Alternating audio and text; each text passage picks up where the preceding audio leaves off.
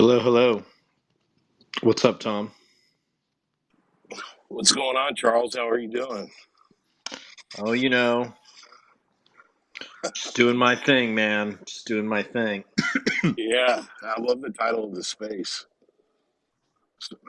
You know, Sorry, your rocket blew up. sorry, man. It happens. Whew. Now we're just used to normally seeing your cars do that. Yeah, that's right. I remember. Did you ever watch that Milton Friedman clip where they were talking about like the Ford Pinto? Do you know what I'm talking Yes, about? Where yeah, they're and like, "Oh, the gas tank in the side or whatever. yeah, we should throw that up on the jumbotron. People should see Yeah, I that." love it. Yeah, And basically, you know, Milton Friedman's doing his like Talmudic nonsense about about like, oh, it's their right to not put a $12 thing on the gas tank, and it's just like, I know human beings, right? So if I'm sitting there with a bunch of human beings and I'm like, yo, man, sorry, we fucked up when we were making your car. We have to put like a $12 thing in there. Do you mind? If we don't put it in there, the gas tank might blow up and kill you. I know a lot of people would just be like, yeah, I can spare the $12, you know?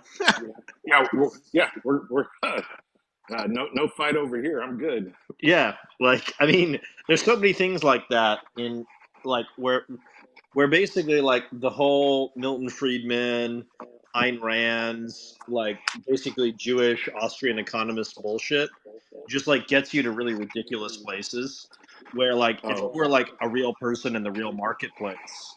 I mean, you know this dealing with customers where you're like, yeah, hey man, I absolutely. fucked up here, and people are generally like, oh, like, can you fix it? And you're like, yeah, I can do this, this, and this, and they're like, okay, like Yeah, that's how like the real world is, right? yeah, if you want to be good in business, it's best to be upfront and admit it because an upset customer is like wine, or it isn't like wine. It does not get better with time. It just gets worse and worse. So, uh, you know, Dude, I've had customers that so love me that I don't even have to sell my product; they sell my product for me. yeah, You know what I absolutely. mean? They're the best. Yeah, they bring people to you. This is Charles. He's the best. He's He'll the get you. he's the best. Like I've had customers sometimes in businesses of mine where like I literally don't have to say anything. The customer will sell the other customer, and I'll Yeah, just be like, okay, like yeah, great. I'll just need your autograph and your yeah, approval on a couple of docs, and we'll get it rolled up. Let's go. yep, Price is not talked about. yep, yep. Those are the best. Yeah, I think I'm gonna change the title of this space. Sorry, your rocket and your cars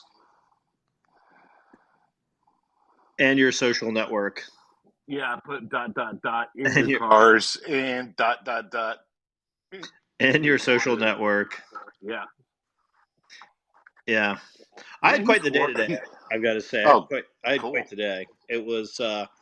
I met with some people from Google Cloud to talk about genetic shit, and I met with a reporter from Bloomberg.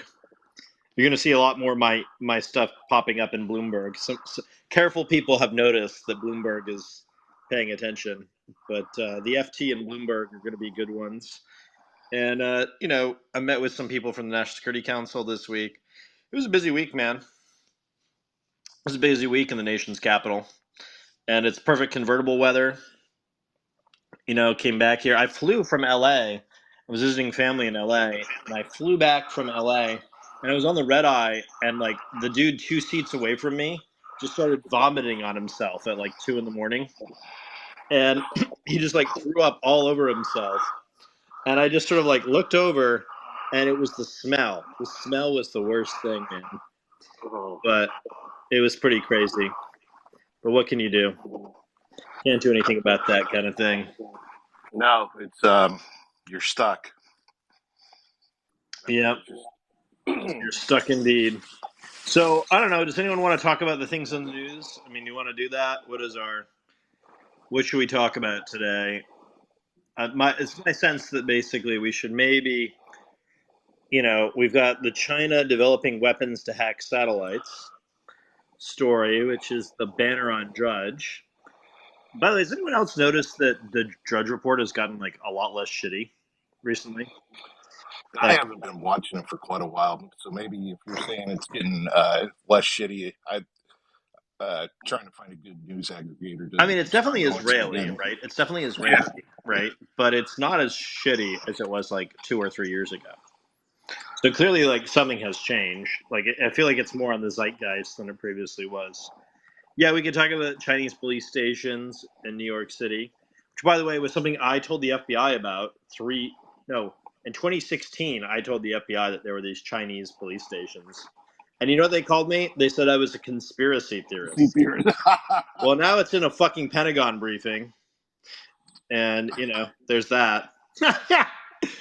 you know, It's not a conspiracy, huh?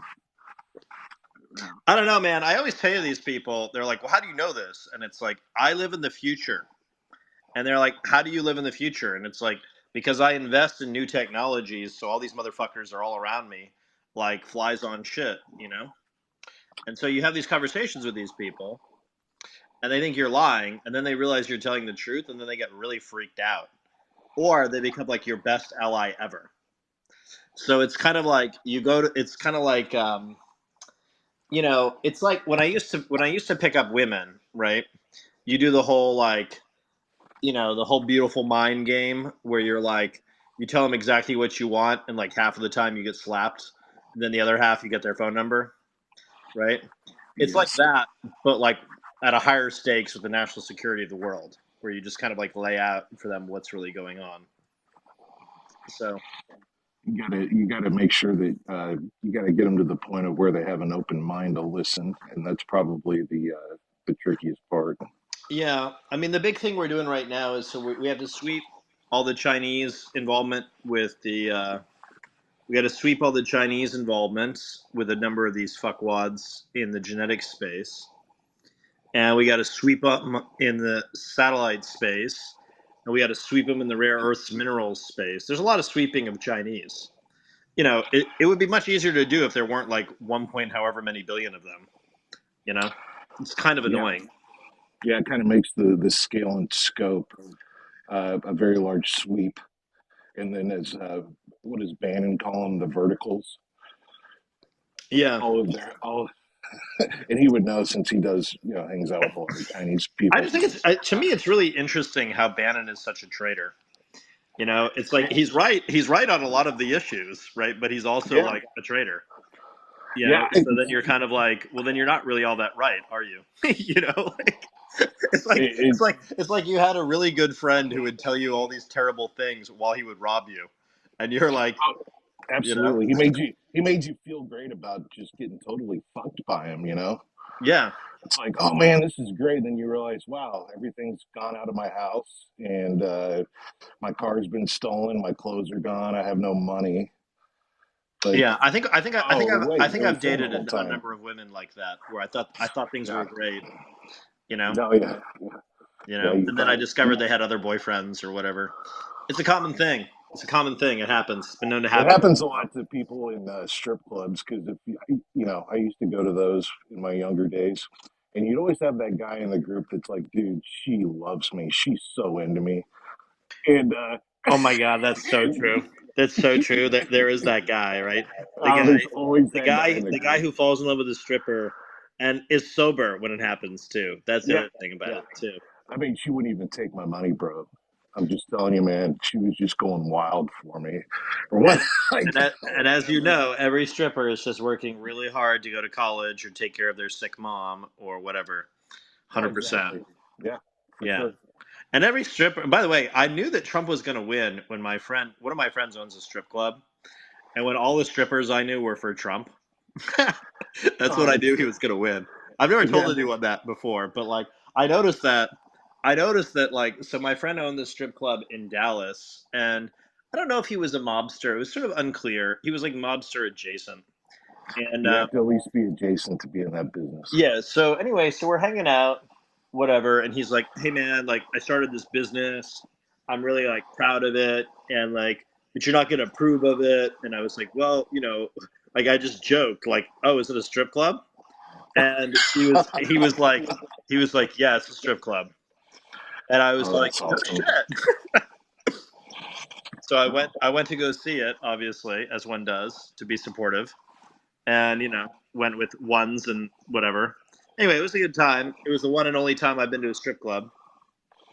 And what was interesting to me about it was at this strip club, it was the 2016 election was underway, and it was in Dallas. So I was like, oh, what are the strippers thinking? What's the I'm gonna take a poll of the strippers, so to speak.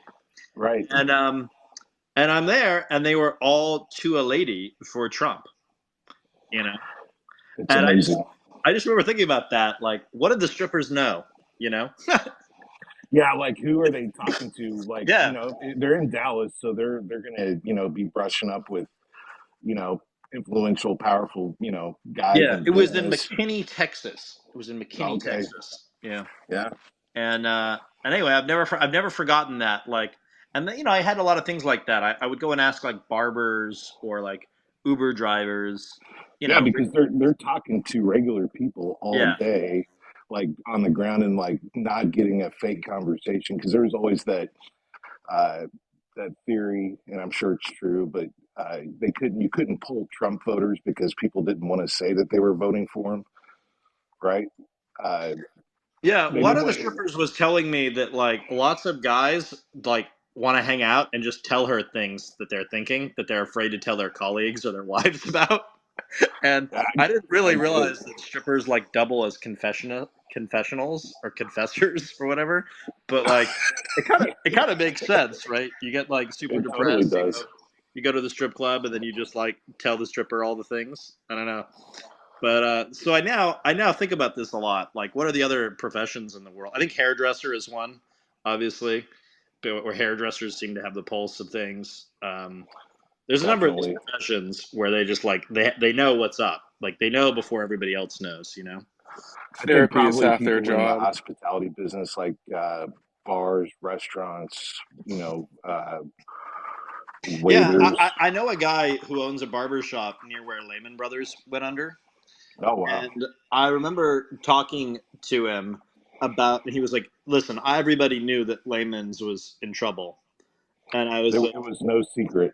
I was Everybody like, was "What? talking about it. Why did you know that?" And he was like, "Well, because all these cats used to come in and they were all like super arrogant and happy or whatever, and they would like tip real well, and then suddenly all of that kind of changed within like a 2-3 week period, and Yeah, he could just kind of detect it, you know." yeah, just a big sweeping change. So he's like, I know something's up because these guys are all. I mean, they're pissed off. Yes. And 3 weeks ago, the sky was the limit. Things couldn't be better. We're printing money, and you know that's interesting. You can learn a lot by just asking questions and moving around and actually talking to people. It's pretty awesome. Yeah, yeah. There's some truthers out there who say that I haven't only been to a strip club one time. No, I promise you, it was one and only time. I frankly am not a big fan of the C-section strip clubs. It's not really my scene. I prefer to meet women in the real world. Now, when you say C-section strip clubs, what do you mean? I mean, like women that you could see that have Oh, C-sections. okay, got it. Yeah, Exactly like it means. Okay, yeah. exactly what I mean. I And ended up in one of those one night. It was a horrible experience and had to leave quickly. when I stopped drinking, a lot of degenerate activity, like going to political rallies and all these other things, all of that stuff like went by the wayside. So I now no longer I find that basically like now that I'm in my 30s and I don't drink, I have like chamomile tea. I'll occasionally have like a fried egg at night just to like put myself to bed. Yeah, It or I'll totally have makes you it know. totally makes sense. When I went through my phase of partying like five five nights a week, uh, somebody really important to me said, when you look around and it's 1 o'clock, 2 o'clock, and in the bar, and who do you see? Are those the people, like, are they super successful? Um, and I'm thinking to myself, oh God, no. So you got to pay attention to where you spend your Well, time I and what noticed you're that I doing. started getting these weird rashes whenever I'd have alcohol, and Ooh, I would get these like weird like welts in my hands or whatever.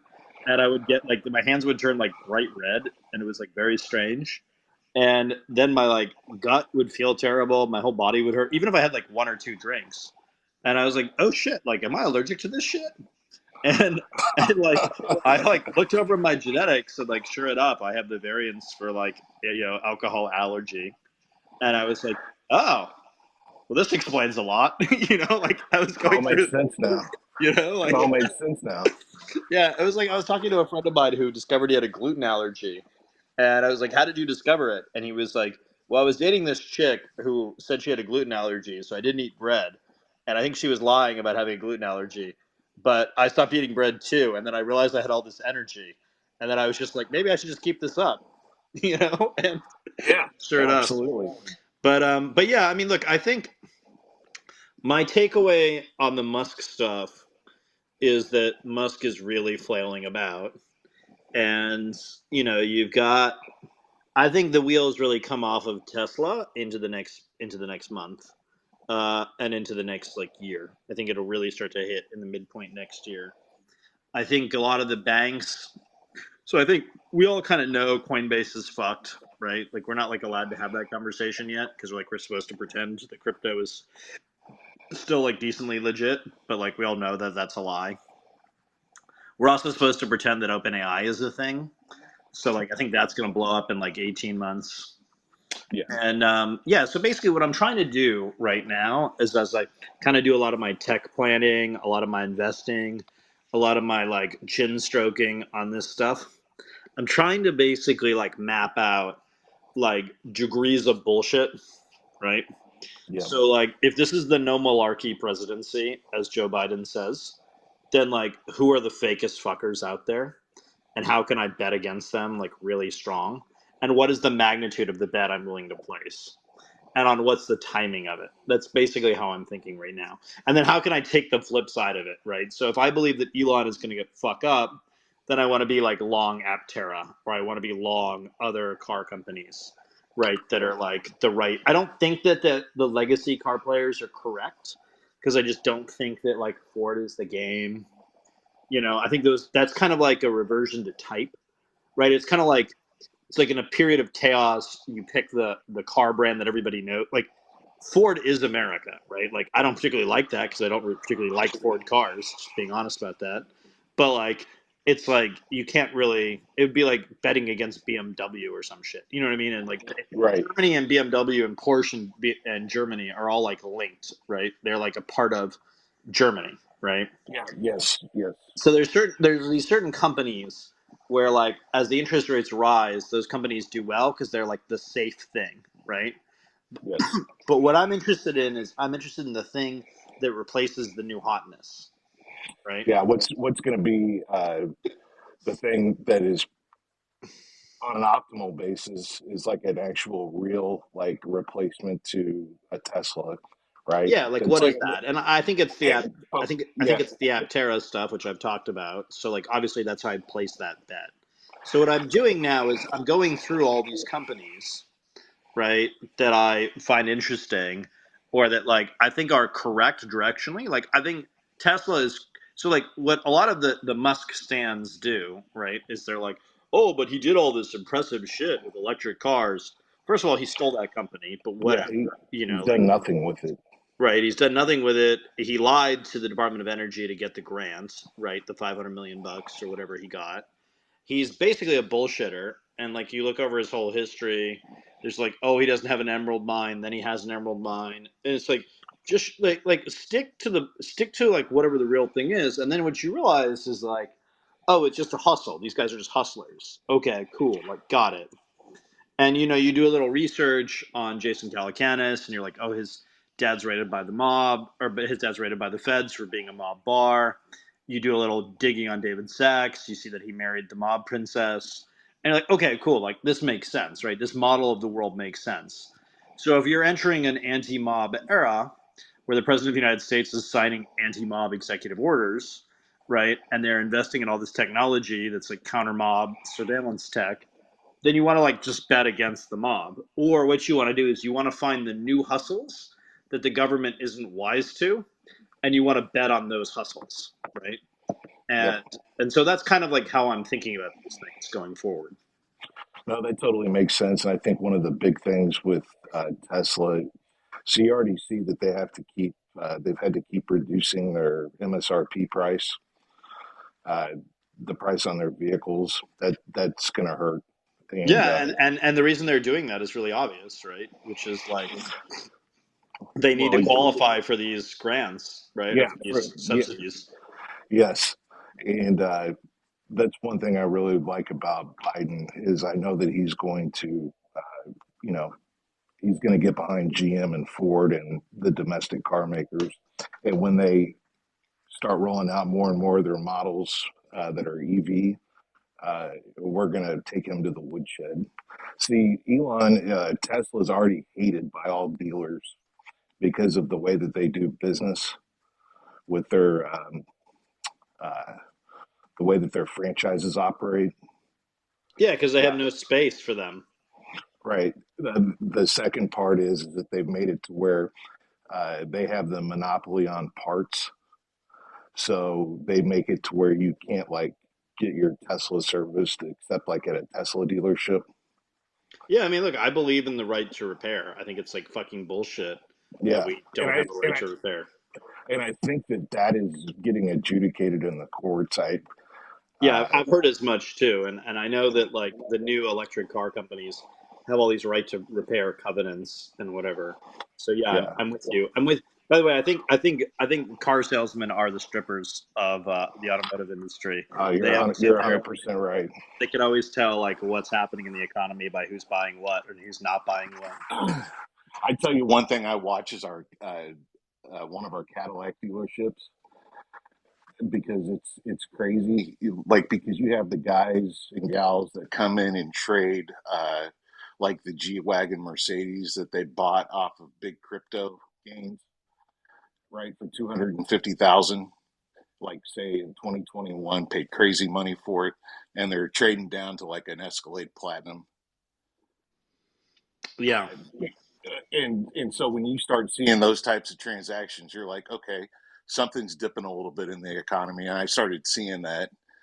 And then all of a sudden, those cars that are getting traded like that, like those specialty high end luxury cars, they start dipping down in price and they can move $50,000 in a month. So that always gets kind of scary, when you're taking them in. yeah. I Because find it I find it really interesting like which cars get hot, which ones don't, and like I like to play this game when I'm driving, which is like guess the race, age, and sex of the person driving. Yeah. That's so I spend a lot of time thinking about that when I'm driving around, and Yeah. it's because interesting. there's It's a interesting to there's a think about. profile there's a profile that you tend to see like with certain cars at certain makes and models. Yeah, like I um, can tell from like 100 yards if the driver is female or Asian or whatever. Like there's certain cars that just like are the Asian car, right? Like Yeah. I've never seen a white guy drive, like certain types of Toyotas, right? Just like it just Right. is what it is. But but but anyway, the sort of like larger point here on Musk is I think that basically all these busts that have been going on of the Sinaloa cartel are going to have all these knock-on effects on Musk. I think that we saw obviously Oleg Deripaska's aluminum manufacturing facility got seized, which was providing steel or providing aluminum for Teslas. We're seeing that the DRC, the rare earths that were coming out of there, going and becoming batteries for the Chinese, are no longer a thing. We're seeing the Chinese basically telling Musk go fuck himself in different ways, which suggests that they're propping up their own domestic Neo or whatever the hell the name of it is in China. And I think what we're going to see next is I think we're going to see the Saudis and the Emiratis slit his throat. And I think they're going to do that as a way of ingratiating themselves with Uncle Sam or Uncle Joe. Yeah, I think it totally makes sense. It totally. I saw a couple of clips because I didn't But want to you know watch what I it. mean. You know what I mean though. Like the Arabs and the Chinese are not Yes. like they're not They nice. Like they have no. They're very Darwinian in how they approach things, right? They have a strange exit strategy for people like him. Yep. They do indeed. it's it's final, and it is when they decide that's you got to go, you got to go, right? Yeah, it's not like you get to like peacefully retire, right? And I There's mean, no negotiation. yeah. So yeah, I think that. But you were saying, I didn't mean to cut you off, Tom. No, you're perfect. It totally makes sense because now he's a liability. Like he has no political support except for the people that kind of support like DeSantis, so your Lacunic types, and there's a small cult base of people that think he's like he's almost like a religious figure to him, but like big money wise, he's toxic. It Like is interesting to me how many people will like suck the cock of any billionaire, and yeah, it's like, where is Elon Musk like helping you out, bro? You know? yeah. Like I watched a couple of clips, like I said, on him being interviewed by Tucker, and like I know he's not like a good speaker. Like Elon, he's really awkward, and so that's not like a knock about people with those types of issues. But he seemed kind of scared. Like the things he was saying, it's like he's got to know that like what he's saying, he knows it's bullshit now, and he knows it sounds like total bullshit because everything else is kind of crumbling around him, and it's like all I'm left with is talking about how we got to increase the birth rate. You know what I mean? It's like, Which and of course oh is yeah, like, which is of course what the Chinese want to do, right? Because the yeah, Chinese look out in the world and they see a shitload more Indians, and that they're sort of freaked out about that, and then they see that like, maybe polluting the environment was probably not a good idea. People just don't want to have as many kids, yeah. in I China. mean, there's not. People should understand. There's not a single thing that decision, thought, transaction that Elon Musk has ever conducted in his life where he thought, "How will this help somebody else? Is this good?" Like the little three-part question that you shared with us that you go through before you make an Yeah, investment. is it good for my country? Is it good for my family? And is it good for my soul? Yeah, Like, yeah, if you can't answer yes on all three of those questions, like, just stay away from that business. yeah. And he's the type of guy that comes across to me as he would never ask any three of those questions.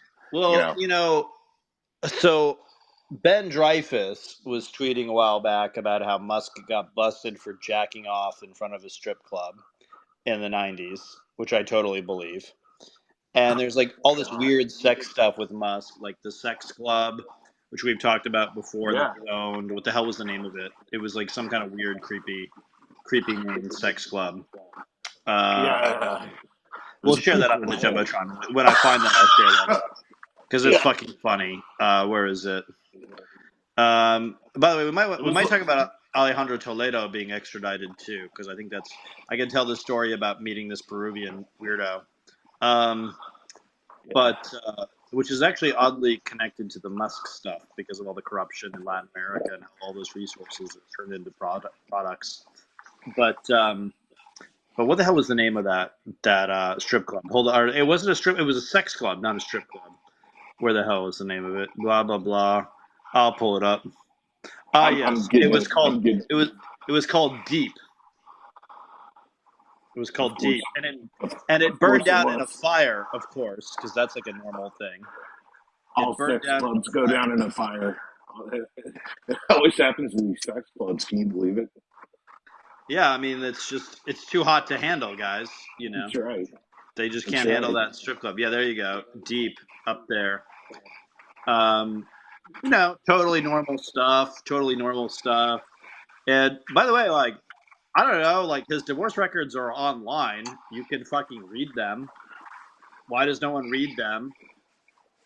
You know, you know. Yeah, he's got some. What would be the charitable thing to say? Eccentric. I mean, I have no problem with a dude having like weird tastes. Whatever, fine. Fine, Right. whatever. But like, don't tell me this dude is like legit. Okay, like, don't tell me he's legit. That's my issue with it.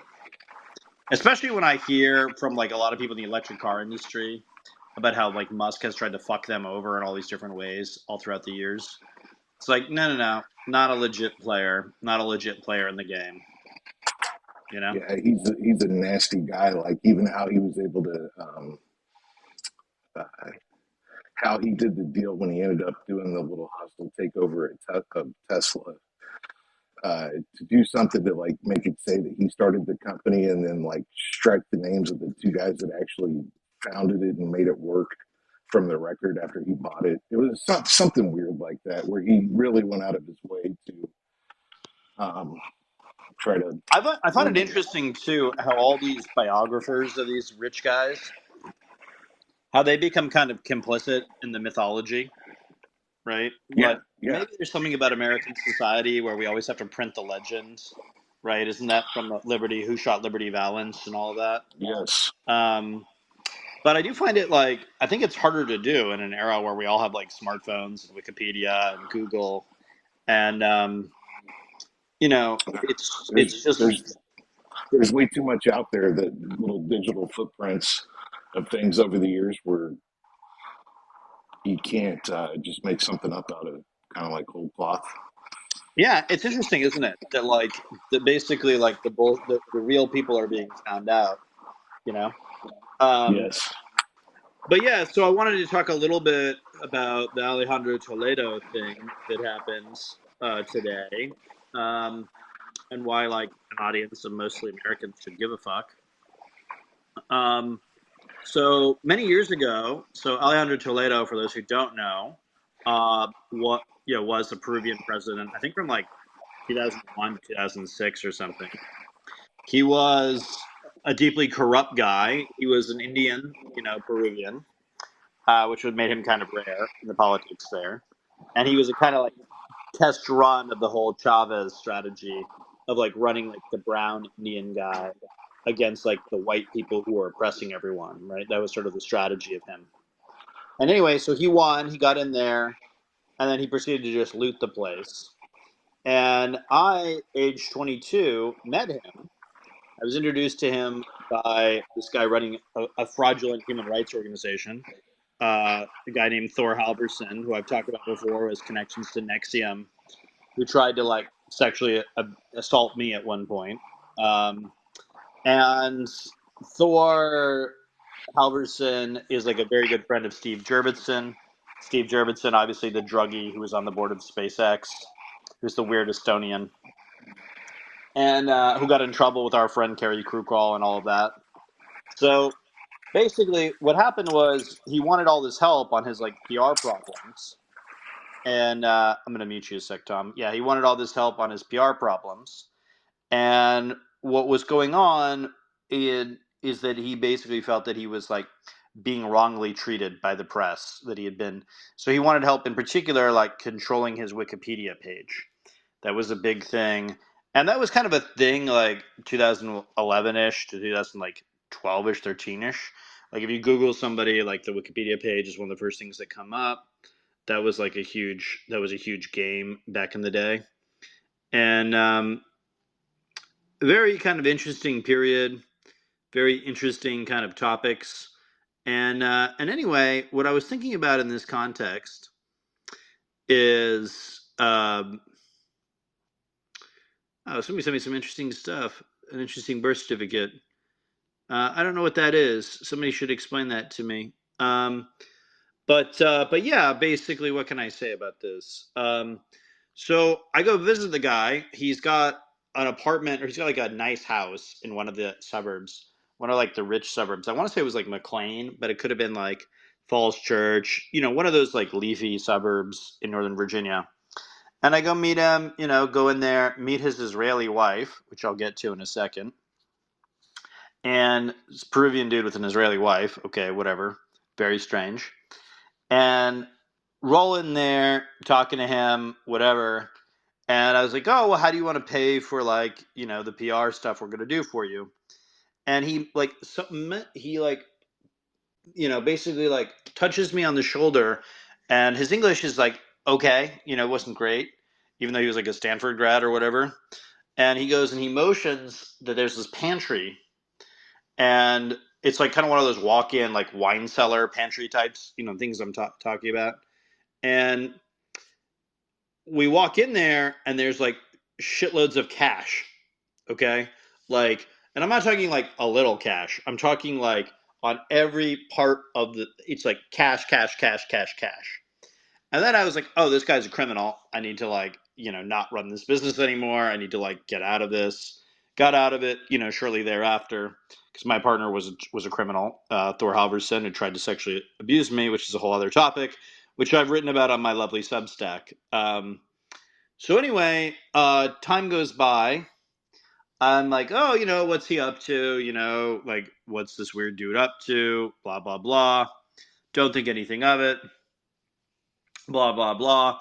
And then I see like, oh, he's being indicted for corruption in Brazil, or excuse me, in Peru, because of some stuff he did in Brazil.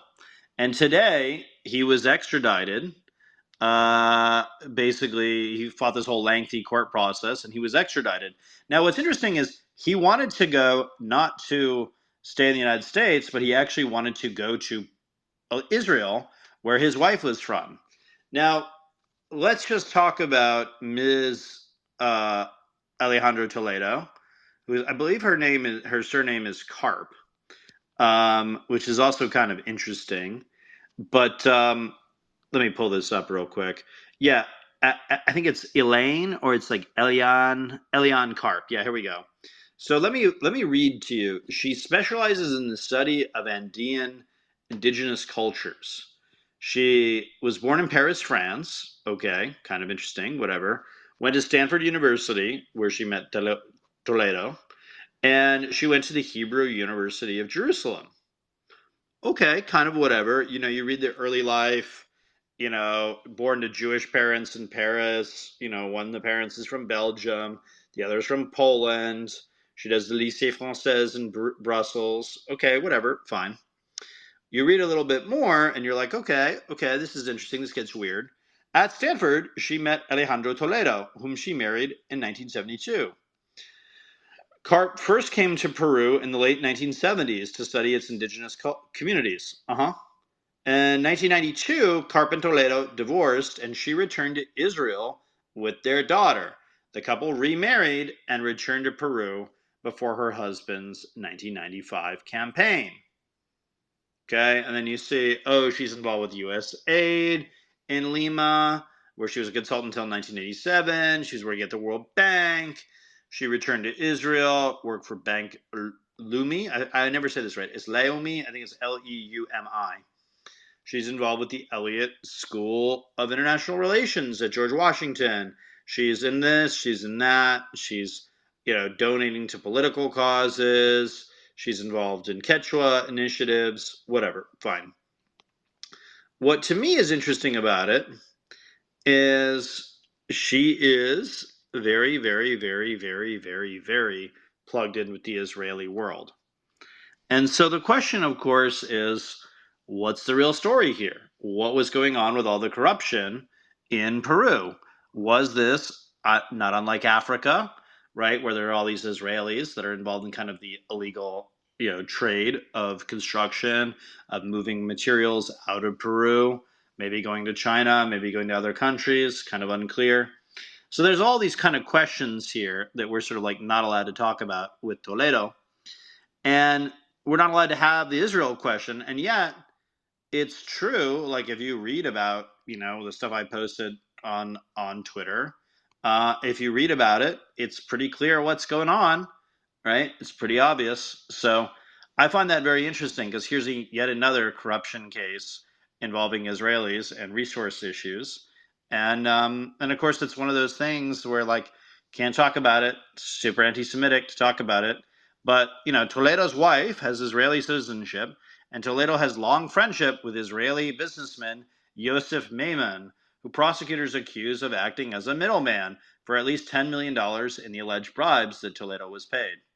So Alejandro Toledo, by the way, I have a new policy. Whenever there's somebody who's corrupt who goes down from an elite college, I put their alma mater, right?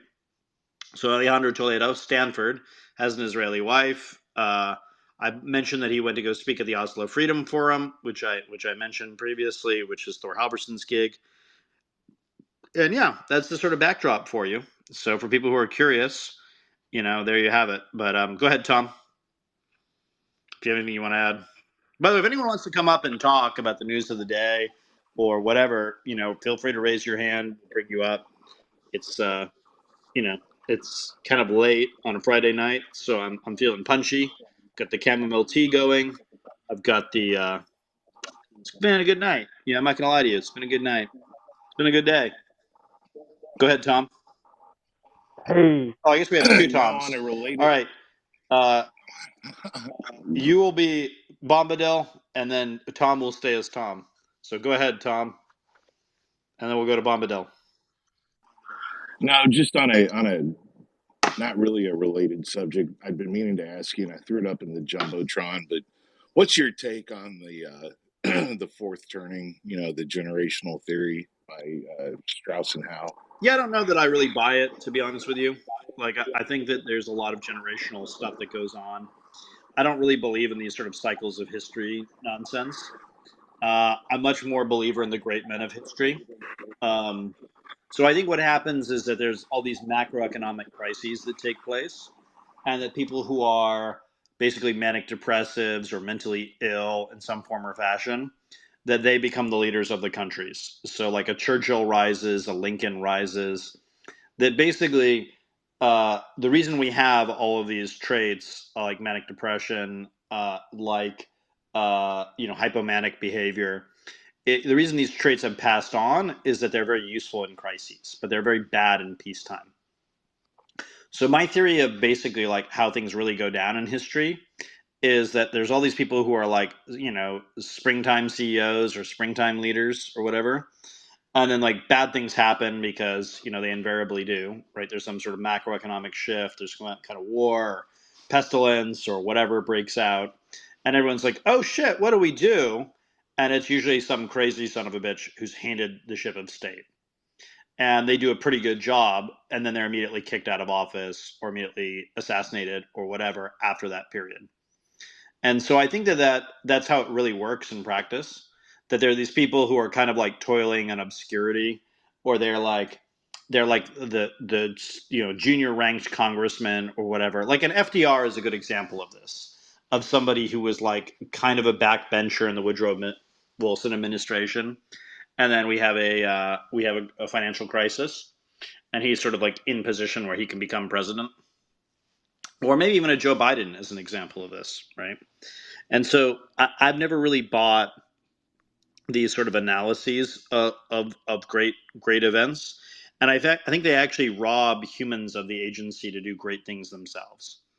So you can invent a technology like Tom, or you Casey, or you Tom Bombadil, or whoever, right? You can invent something or build something or do like a truly great act that really changes the world, right? And so the ancients had like three forms of immortality, and the basic argument was like that we couldn't really pursue all three of them, right? You can kind of pursue one of them over the course of your life. The first is having children, right, which is accessible to most people, right? Many of us, that's the source of meaning that we have in our lives, right? The second is, of course, studying the forms. So, like, that's being like a great poet, or maybe a violinist, or somebody who like maybe like studying the Tao of football or something. I don't know. Um, and then the third are truly like the great deeds, like the great historical things, right? Your Napoleons, your Caesars, the people who sort of live on in infamy or fame long after they're gone, right? That they basically like they sort of enter into this new realm. And I think that is the real story of like how things really go down. Is that there's some sort of macroeconomic crisis, person who's sort of prepared, maybe has some sort of weird genetic quirks of some form or another. They sort of rise to the occasion. They become the leader. They sort of husband the polity through the period, and then sort of things go on from there. That's why I think you don't see too many like really great men of history. That most of life is just sort of plodding along, and I think that kind of explains a lot of it, if that makes sense. Yeah, that totally makes sense. In I fact, think that's true of businesses too, seeing by the way, for another example. yes, So I think I yeah, think there are businesses that go through these crises, and then they'll occasionally bring in like a crazy son of a bitch leader who does a really good job. It's like the wartime generals are yeah, not the peacetime generals, right? Like everyone kind of knows that, right. right? Yeah, and it totally makes sense because it's like something Casey always talks about is, you know, they, it's not promoted to actually read what exactly was George Washington doing or saying or Alexander Hamilton. You're always pointed to like some other source that tries to tell you about it, to spin it their way. And really, the end goal of a lot of this stuff is to rob everybody of their Yeah, agency rob them of their and just agency and pretend like you're also a their bystander. history, Yeah, right? It's a both yeah, and. and at the end of the day, you're just a bystander, and everything happens to Yeah, you. I mean, so I don't. if you read about Things don't Pierre happen to me. I happen to so things. Pierre at uh, what is it? It's War and Peace Borodino, I think is the name of the battle.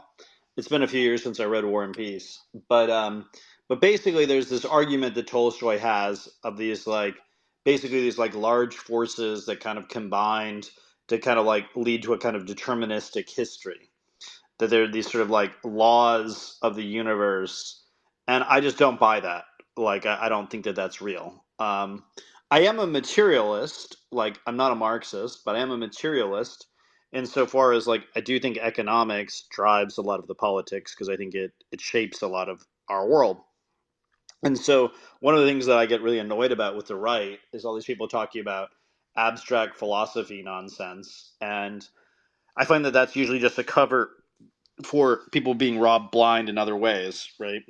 Um, and so I'm not really terribly interested in that. I'm also very interested in these guys who are like polymathic types, who are fucking weirdos that would be dismissed in our society as too strange or too unfocused. I mean, Ben Franklin is like fucking everything that moves, right? He's like working on electricity. He's like writing diplomatic cables. He's like a spy. He's also like running a small level protection racket where he's basically like forcing all of the politicians to use his printing shop or he's going to publish bad things about them. So he's basically he runs like a blackmail syndicate, becomes super rich from that, retires from politics, retires from business, and then uses his wealth to basically buy his way into power. And he's on the $100 bill, right? So like he was clearly like super powerful, super important, and there's a portrait of him in the White House, right?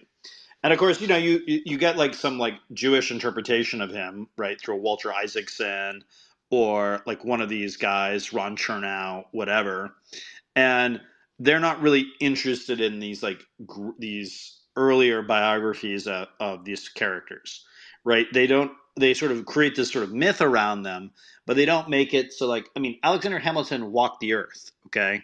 He like did wild things, he thought wild thoughts, and but he did things like he was a real human being, okay? Like you can go to his gravesite, and maybe I think we should dig him up and genetically sequence him because we could get to the question once and for all if he was actually Jewish, which is something, or a black man, as the Hamilton people want to claim, right, or whatever, a minority or whatever. So there's this sort of like game, right? This sort of like erasure of our politics, where it has to be Lin Manuel Miranda or whatever telling the Hamilton story, right? Or it's a kind of like riff on the historical record, and I think this is kind of like people riff on the myths, the national myths, right? Which is fine, whatever. But like, I really want to know like these larger questions of who these people were, because I think when you really study them in a serious way, right? Like, I don't understand why we don't genetically sequence all of these people, right? We could dig them up. Like, who's going to complain if we dig up George Washington, right? Like, what? Like, he had no heirs, right? So, I think we should dig them up. We should sequence them, and then we could like really study them like in a real serious way, like what made them great. But of course, there's people who've told all these lies and sort of historiography about these figures, and so we can't really do that, right? We're not really allowed to have that conversation. So I find that really interesting and kind of sad in a way that basically these people pass into kind of myth rather than like like people, like you can go, I've been to Monticello, like you can go see where Thomas Jefferson is buried, you know like you can go to Arlington National Cemetery and walk around and see all the soldiers and heroes and whatever, and like there they are, 6 feet down, and if you do something cool, maybe they'll put you in Arlington Cemetery too. So I think in a weird way, like a lot of these like great men of history things also kind of rob people of agency, because like, Winston Churchill was a real person. Like people knew him, right? Like, these people were real. They existed. And I think as you get older, it gets kind of hard because people don't want to speak ill of the dead, or they don't want to speak accurately about the dead. But I think that that's kind of what we owe the dead most of all. And this is, of course, why I get in all this trouble, because like I really do want to know how many people died in World War II and how they died. Like I want a full forensic accounting, or how many people died in the World Trade Centers and why they died, right? But there's this sort of mythologization or whatever, myth making or whatever that goes on, where you're sort of not allowed to be like, no, no, no. Like we have genomic sequencers now, like we can answer this question, like we need to know. And I think recently they did like Beethoven, like they did like one of Beethoven's hairs or some shit. But of course they didn't use the full sequencer; they used like the partial sequence. But whatever. And I want to know like what that's about, right? I want to know if like my little 6-year-old has the same genetic variants for musical ability as Beethoven, right? Like, that's interesting to me. Like Beethoven walked the earth, right? He clearly existed. So we go on and on this point for a while, but I think one of the problems that we're in is we build these sort of like stories about greatness rather than cultivating greatness in ourselves. And what to me is really interesting is like all of these people were real people, right? Like you hear all this myth making about Steve Jobs or Elon Musk or whatever. I've met Elon Musk, okay? He like sneezed right after I met him, okay? Like he's not a god, okay? Like Peter Thiel like puts his pants on one leg at a time, okay? So what really frustrates, same thing for Donald Trump, same thing for Joe Biden, right? What really frustrates me about our society is that we have decided that we're going to like hold these leaders above us rather than realizing that like they can come from among us and that we should basically be cultivating the next crop of these people. And maybe that way we won't have to deal with crises, but maybe crises are a permanent state of man. I don't know. But anyway, Tom Bombadil, you wanted to say something, and I'll bring up Astral Turf too. Hold up real quick, Astral. I just noticed that you were there. Go ahead, Bombadil. Hey, good evening. Thank you, Charles, for this space and for having me up. I really appreciate it. And Always glad to have you, as you Tom. know, I've been thank you. And I appreciate your work. I want to qualify my freak out last night regarding the Russian or the Ukrainian assassins, because my roommate just had a very suspicious suicide a couple of weeks ago, so that kind of triggered me, if that makes sense. Oh no, I think there's all sorts of that stuff going on right now, by the way. Just to be very clear about it, like I think there's lots of suspicious suicides these days. The point I was making about this, right, is like if you read this book, Rise and Kill First, okay, it's by Ronan Bergman. I think Bergen is how you say his name. He's an Israeli New York Times reporter, and he wrote this book, and the book was about basically the Israeli assassination program.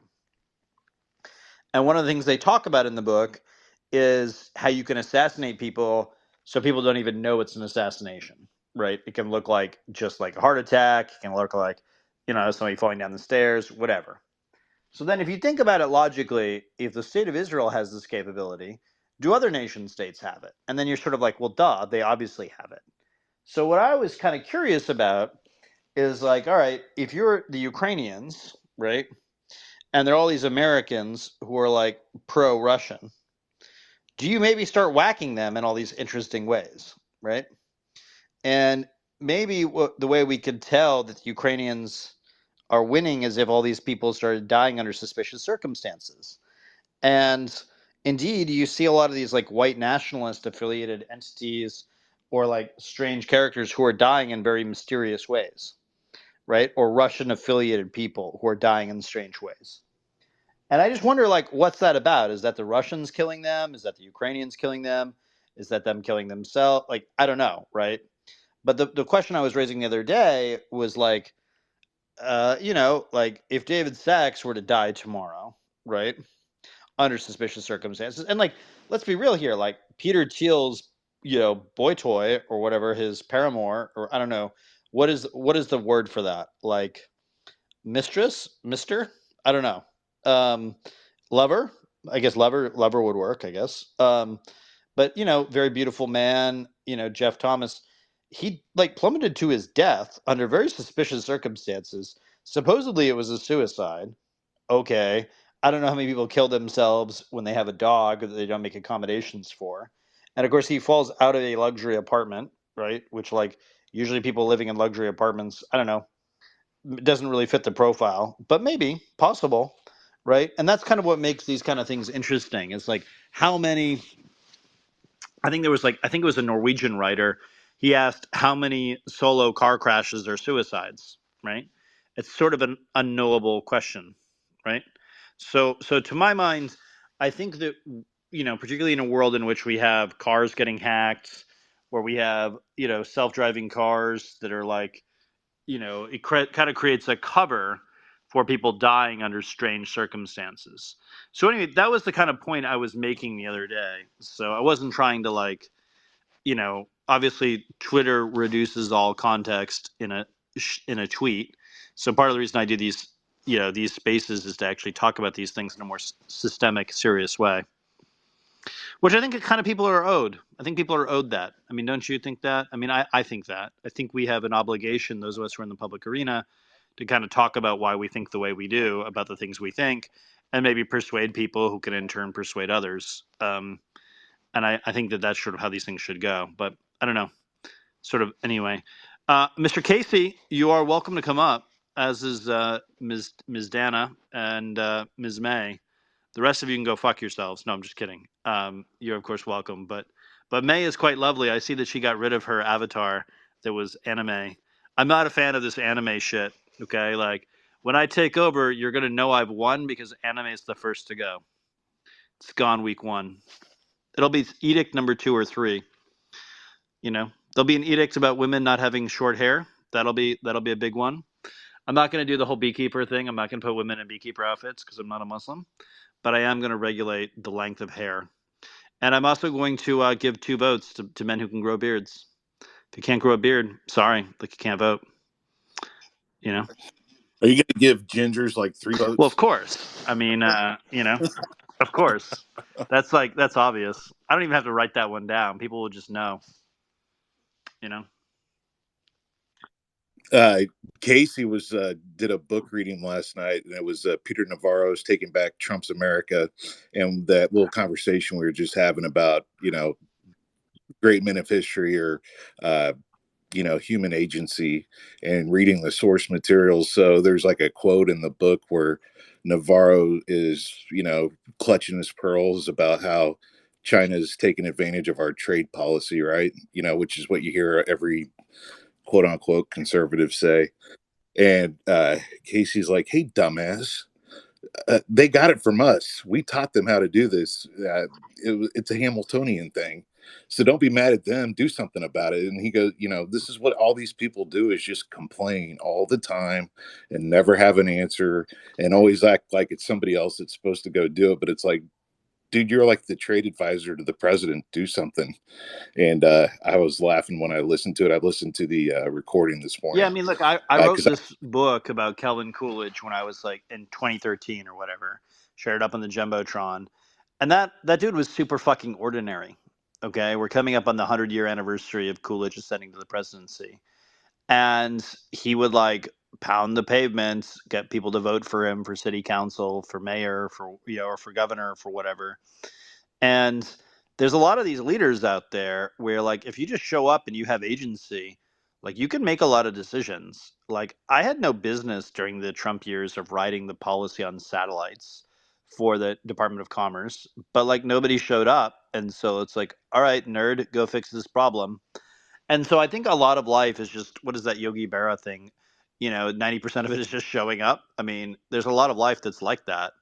And if you're waiting for permission for people in your life, you're going to be pretty lonely, most of your life. And I think a lot of people do wait for permission. And I don't think they should. They should just move. And sometimes they'll have to be ruthless. Don't get me wrong. Like I think that's a big part of life. Um, but yeah, I don't know, man. Like it seems to me that like if you're not taking agency in your own life, if you're not trying to do important things, like you're dying. Like you're dying every day. Every day you're alive and not doing something and taking and advancing the ball in your own life, like you're dying, you know? And people don't want to have that conversation because it's very like grisly. But like every day you get older, every day you're one more, you're one step closer to the grave or to the incinerator. And like that's just how it is. That them's the cookies. So choose how you spend your life, and so the thing that really always pissed me off about a lot of the politicians I meet is that they bitch and they whine and they raise money and they go on Fox News and they fuck their mistresses and like whatever, fine, like they eat their lobbyist luncheons. But at a certain point, it's like, why do this shit? Like you have an obligation to be interesting, to do interesting things with your life. And that to me is the real crime of a lot of the politicians. And people are like, "Oh, Charles, why did you donate to Sheldon Whitehouse? Why did you donate to Steve King? Like, you donate to all these extremists in different parties." And it's like, no, I donate and support people who are in the fucking arena. Okay, I don't necessarily have to agree with them, but But when you meet somebody who's in the fucking arena, you can know it. They're lit up. They're doing interesting things, and you don't necessarily even have to agree with what they're about, right? But you have to know that like this is a serious man, this is a serious woman who takes this shit seriously. And I think that the real complaint I have with most of the boomers, like Trump bitched at the TV a lot, right, during his presidency. And it's like, bitch, you're president, okay? Like you're not some like drunk uncle watching TV. Like first of all, like why are you watching TV all the time? For one, like that's fucked up. And then second, it's like you are the commander in chief, command and chief. And so the same thing I think goes for a lot of these characters where, it's like you watch a Tucker Carlson and it's just like pessimism, pessimism, pessimism. These people are coming to get you, pessimism, pessimism, pessimism. And it's like, no wonder all these people are killing themselves, right? Or you watch like, you go on a TikTok video or TikTok, or you go onto, Instagram or whatever, just negativity, pessimism, weakness, pessimism. And that is not the America that I know and love, right? Like we are hustlers and we kick ass and we fix things. Like when we have problems in the world, we just get it done. And like, I'm sorry, but like, I don't know. It's just like, it blows my mind that like, it boggles my mind that we live in a world in which some of our ancestors literally fled potential extermination, right? And we're like, oh, it's too hard. Like, I can't do anything about this corrupt person on like in the water district or whatever. And it's just like, shut up. Like, you're just weak and lazy and you want to watch porn and you want to like, watch bullshit on TV or like eat Haagen-Dazs and like you don't want to actually fight for the country that you are in debt, you inherited. And like you're weak. And most people don't want to have that conversation with themselves. It always has to be somebody else's responsibility, right? Like I remember age 17, and I'll let Michael speak, but I remember age 17 being told by my father, hey, Boston that you grew up in, it's pretty corrupt, it's pretty criminal. Like, you're not going to have a good future if you live here. You have to leave. And he's like, wait, what? Like, I'm 17 years old, right? Like, where am I going to go? And he's like, you can go to college out west. Like, maybe that'll work or whatever. Like, he's from California. But he's like, yeah, you just can't live here because, like, you're not a part of the Irish mob. You're not a Jew. And you're not part of the weird Chinese that are coming in. So, like, you can't really make anything happen for your life in Boston if you stay here. And I was like, oh, okay. Thought about it. Obviously went to school out in California. And I remembered that. And I remembered thinking, like, I hate organized crime. I hate the people that basically forced me to leave my home area. And I am going to make life miserable for them. I'm not sure how I'm going to do it, but I'm going to do it, right? And so I just, like, Count of Monte Cristo style, dreamt up all these ways that, like, we could solve all the murders and rapes using genetics. We can do facial recognition. All the technology that all the mobsters are afraid of, I was like, I'm going to be a major investor in that. Okay, I'm going to hunt these people for sport. And that's kind of, nothing has really changed. Like 17 years later, I've just gotten richer and I'm more like pissed off at how these people are ruining our country. And it's like people are like, oh, why do you dox all these people? like spreading bullshit. Because fuck them. You know, like I don't want to be lectured by Ashok Desmukh or whatever about the United States. That dude showed up like 10 minutes ago. Okay, whatever. He was born in Pennsylvania, but his parents showed up 10 minutes ago. And it's like, no, like my ancestors were here for 400 years. Fuck yourself. Like, go home if you don't want to fix the place. So, anyway, I don't know. I get kind of touchy about this stuff. But yeah, go ahead, Michael. Absolutely. I mean, I don't necessarily agree with everything, but I mean the passion's there, and I just have to say the one thing is that the municipal election results, the turnout's always so darn low for those. To be fair, like it's like literally Yeah, and like that 20% and that stuff. is. I mean, I That's my think main people joke and people stuff. overestimate turnout in general. So first of all, I don't think most elections. Also true. Persuasion I don't think matters. most elections are legitimate, for one. So I think most elections are fake. Obviously, like we diverge massively there, but also I admit it like depends on the No, I mean, come on. Like you're from municipality and the rules. Chicago area. You know, just as Definitely, and I mean, like we've heard rumors, but at the same time, like Trump like dismantled the voter fraud commission. That's not what I'm talking about. I'm not talking about like. But he also cited I'm 1960. putting He aside. cited No, I'm putting 1960. aside Trump. Whatever. We don't have to go there with Trump. We could. No, like, I agree. The 1960 election No. in That's not Illinois what I'm saying either, needs more right? transparency, and if we had more transparency on that, there'd be a lot of That's not what I'm saying either. less What I'm problems. saying is there's a whole lot of elections where the selection takes place, right? Where the candidate is selected before anyone even bothers casting a vote. And that's when I think the real power is. That's like where the real we yeah. like we obviously like diverse there massively, but it also depends on the municipality. Like Stuff. look, Like in a congressional primary, right? That matters in most of these, like there are very few swing districts, right? And that matters, like who's on the committee that puts correct. forward certain candidates matters a shitload more than like who votes or what. I mean, so many times. Yeah, well, the primary is really important, of course, and I think candidates should.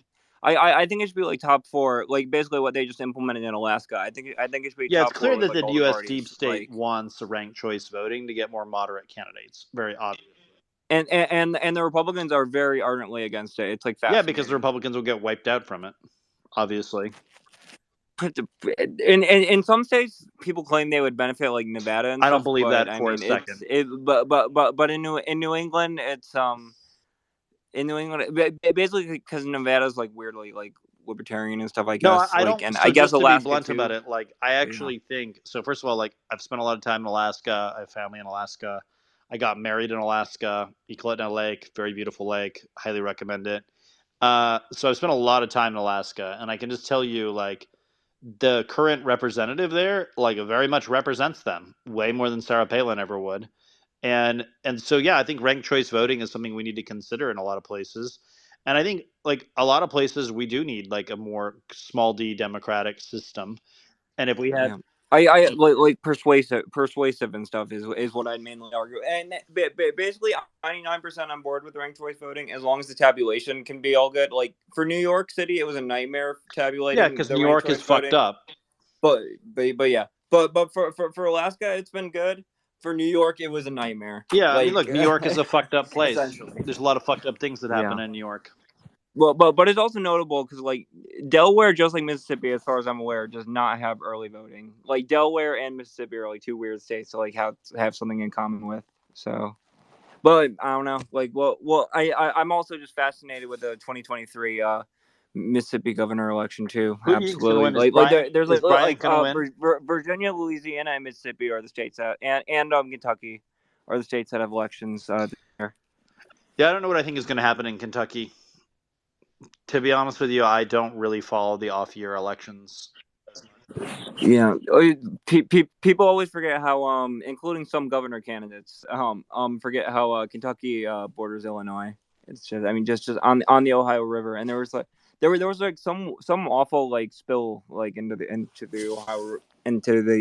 Ohio River recently. That was pretty rough. I don't know. I'll have to get a video of that. Good, Casey, Dana, Caravel, welcome. Hello, nice to see you, Charles. It's been a minute. Yeah, I've just been kind of busy with work stuff, but it's all still waters run deep. I I've also not had as much to say recently. I've just been more annoyed, so I've been tweeting. So Well, I yesterday was a really cool day, and I have a lot of questions for you. So Oh yeah, go ahead, hit me. I would like to know your opinion on the DHS raid and what you think it will entail. Oh, well, it's pretty obvious that DHS has been in league with both the cartels and the Israelis and the Chinese for quite a number of years. It's one of our most compromised agencies. And what's happening is, as I said a while back, is we're sweeping. The GCHQ is sweeping all the corrupt law enforcement in the U.S., and we're sweeping the other countries' corrupt law enforcement. And that's all to the good. The signals intelligence is revealing a lot of these people are pretty messed up and need to retire, need to go in other places because they're dirty. Will this have anything that might affect, like the ATF and private Oh yeah, planes and trafficking oh of yeah. humans and drugs All and that is arms? very real. See, All I'm that very is very excited real. about that. My friend Tracy down in the room, we are very excited about this. Yeah, I don't know how much of this stuff will be handled publicly. I Right. don't know, but I I thought can. so. Yeah, so there's a lot of things like there's a lot of these drug cartel things that are being handled right now very quietly. There's like a taboo around the media reporting it. So like you saw these Sinaloa cartel people get pinched the other day or Oh, indicted or yes. whatever, A and yet lot like of them. you didn't read anything about it anywhere. And I think that's good because they need to be, because there's so much of it, they need to be snuck up upon to take it down. I don't think I they need agree a with you, heads but I, up. I also think we need to think seriously about like what John Badalamenti was saying, that like maybe there's a lot of people who are cartel members who are on Twitter doing influence stuff, Oh, or there's a lot of them everywhere. yes, maybe they are very involved in things like mainstream media reporting, right? Or Yes. and on and on and on. So I think this notion that the United States is somehow exempt, north of the Mexican border from organized crime or from the cartels being involved in our politics or in our business affairs, I think that that's just not true, and I think we're going to see that very soon with Kimball Musk's ties with the Sinaloa cartel, which I think Well, is would you Yeah. would you And agree a lot that of drugs coming from Canada, a lot of drugs come in from and we Canada. give them guns, and we give them guns. Yeah. right? So do you agree, or will you agree with this? Do you think that there was no accident, that the 7 police department, Chinese police, underground police departments connect on the same thing of the DHS raid? Oh, I think there's no accident at all, and I think we're going to see a lot of we're going to see a lot of we're going to see that the DHS, right? Remember who set that up? Chertoff, right? Chertoff's family Yes, is that's where I'm Israeli. excited. That's right. Yeah, I mean, so my argument was always like, if you look at it, NSA is hiring, FBI is denying and hiding about how compromised its people are, right? And you go through this and you look at it, and like the FBI has a lot of compromised agents, okay? Like if you report on Israeli activity, as I have with the FBI will shut you down very quickly. They only want to talk about Russians, Chinese, certain types of organized crime. They don't want to go there on a lot of these oligarchs who are backed by foreign powers. But other countries do want to go there. So what they do is they force the matter through CIA or through the NSA. And so what's happening is we're in a world where the number of satellites are quadrupling with the National Reconnaissance Office. We're in a world in which the CHIPS Act is basically going to lead to a lot more signals intelligence in the US, and where the US government is going to get way smarter about all these foreign intelligence and foreign penetration points in our system.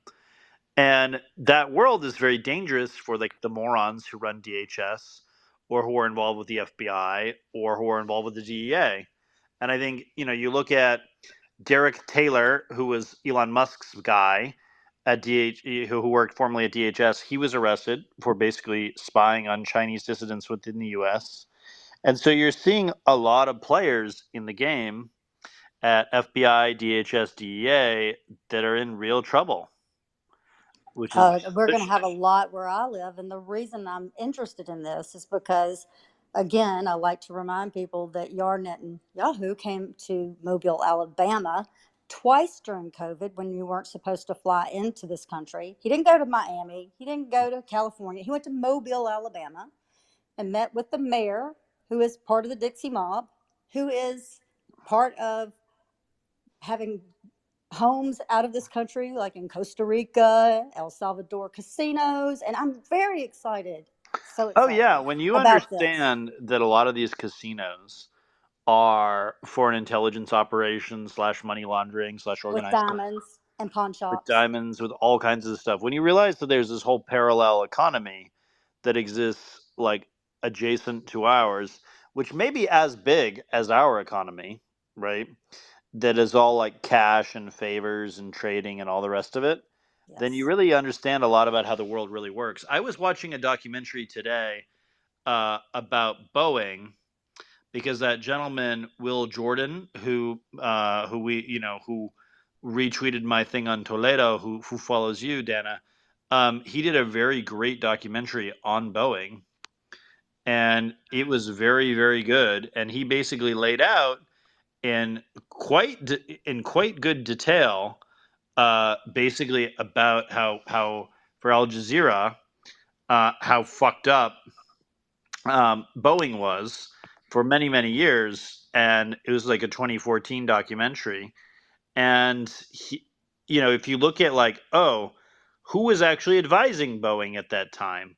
Why, that was J. Michael Ludig, right? Who's he? J. Michael Ludig is the The attorney judge.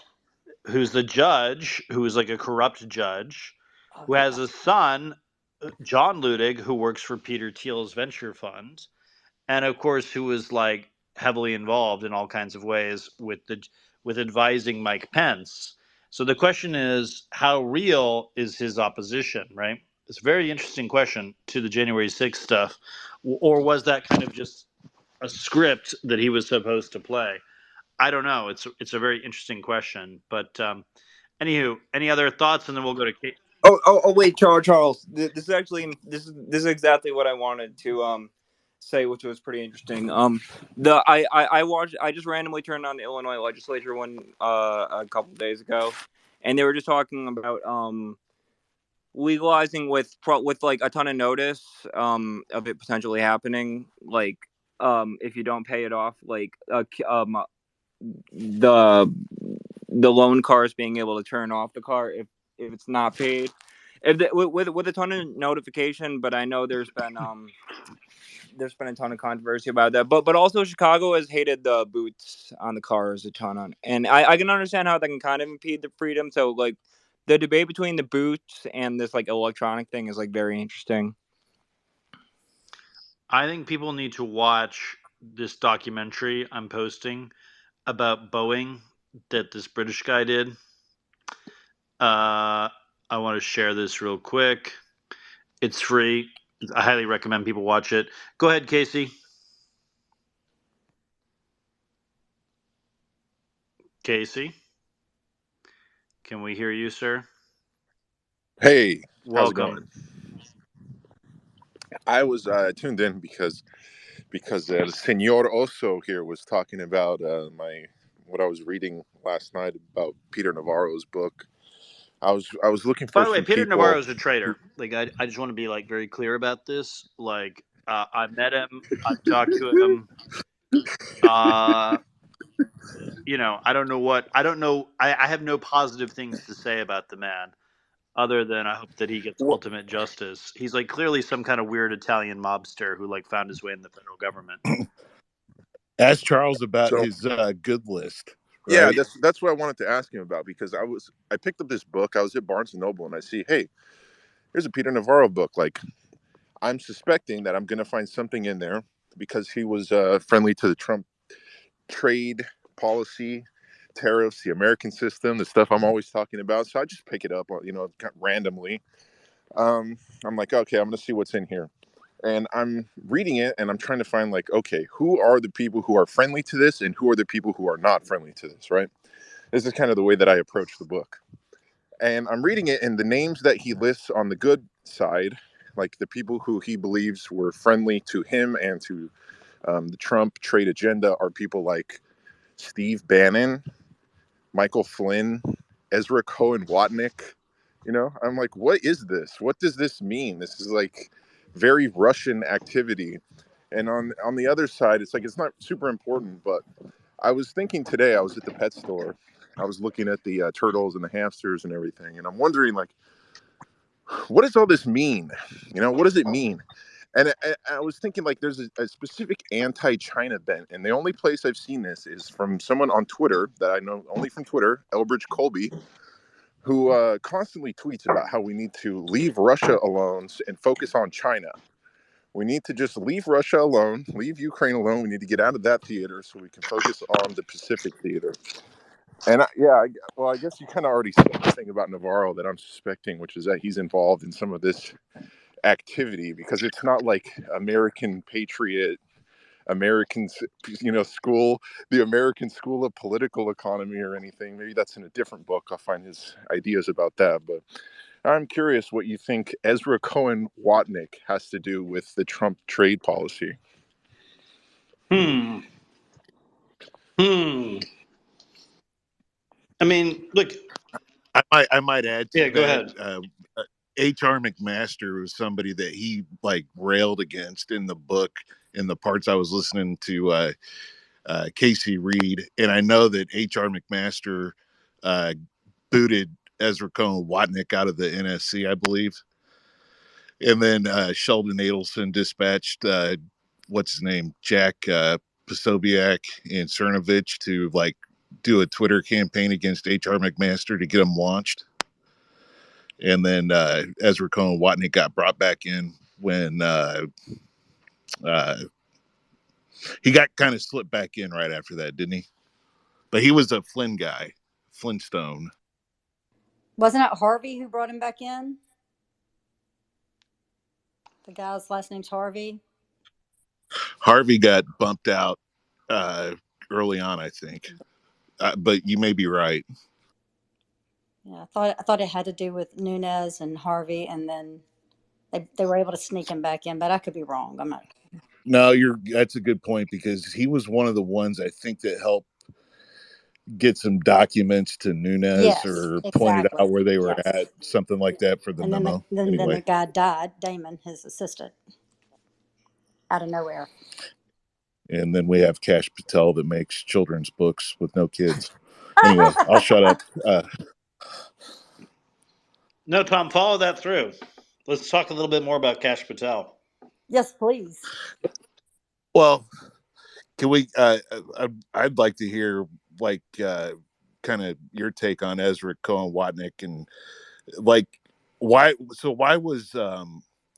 was Navarro? Why were they so anti H.R. McMaster? Now, he says in the book that H.R. McMaster was against the America First type trade policies, quote unquote, because it would be bad. Like, there was going to be, military issues or national security issues. So the trade policy, what they wanted to do was going to make national security issues bad for the United States. In case you can correct me if I'm wrong, but I'm pretty sure that's what he was saying in the book. And so I don't totally understand it. If I had to guess, I would say it's because Ezra Watnick was so pro Likud that they would still be able to do their little grift of sanctioning Iran, because he's always talking about Islamic terrorism and how bad Iran is, and Libya.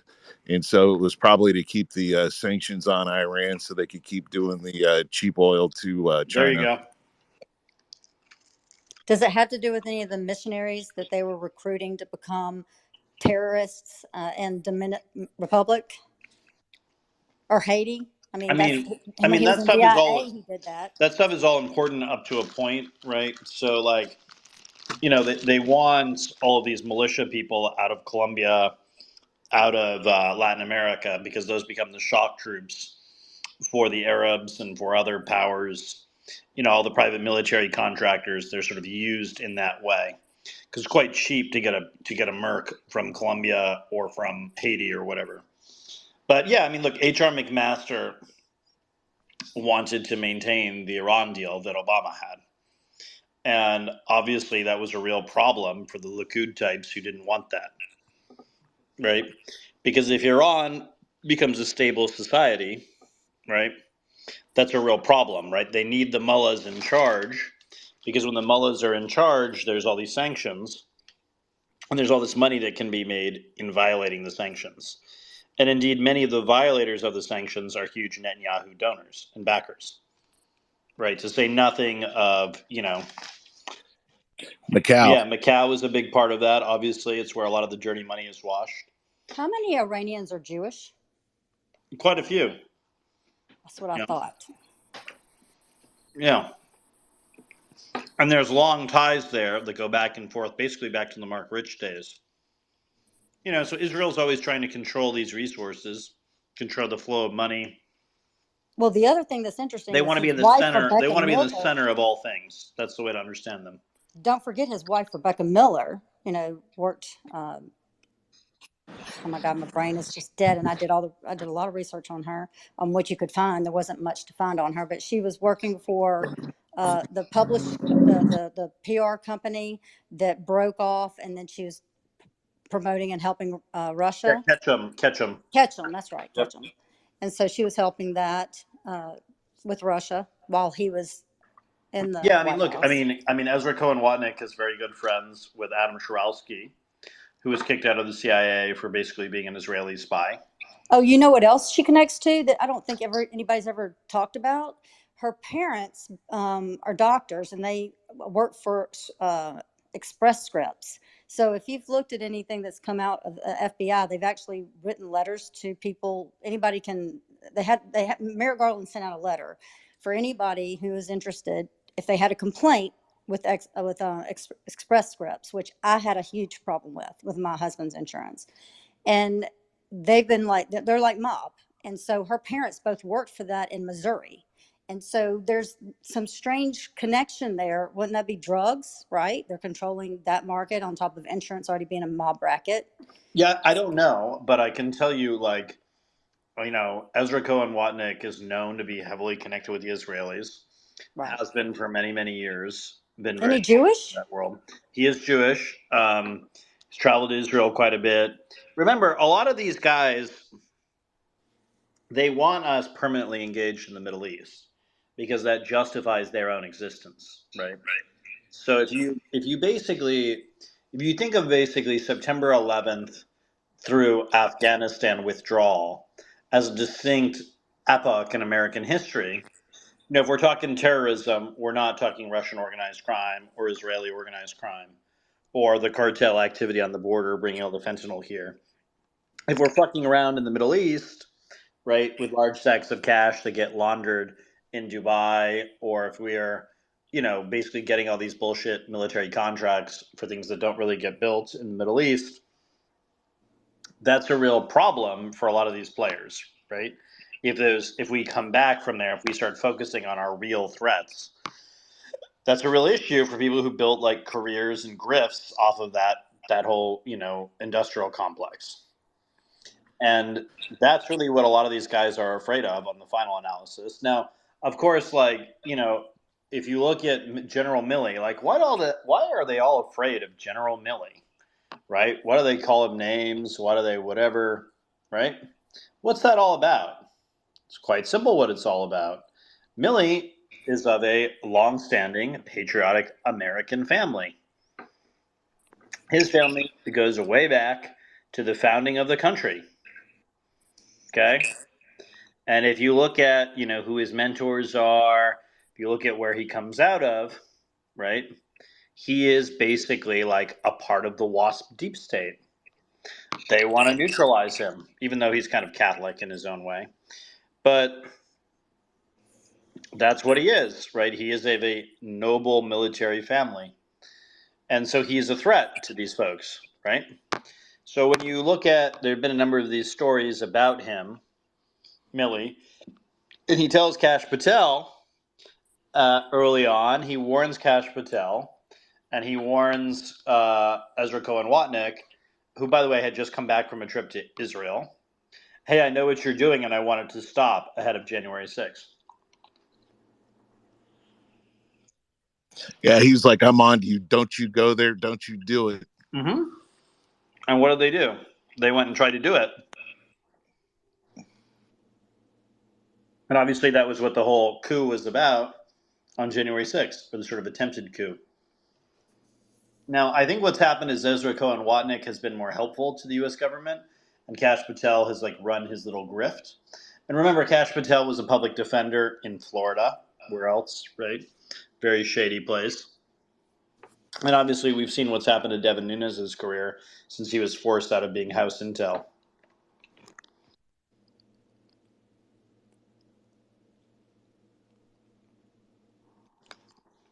But yeah, I mean, what can I say about this? I mean, there's a number of these people who are wannabes and fraudsters or spies belonging to foreign countries, and they very much tried to co-opt and corrupt our sense-making apparatus and the national security apparatus during the Trump years, and they neutralized those of us who were from spook or military families and who knew what was up.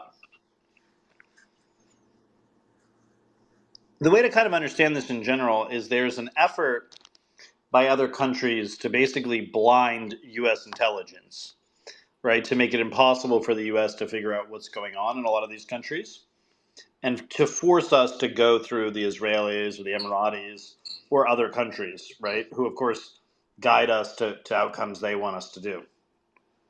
It's very common in that way. I don't know if that's helpful at all.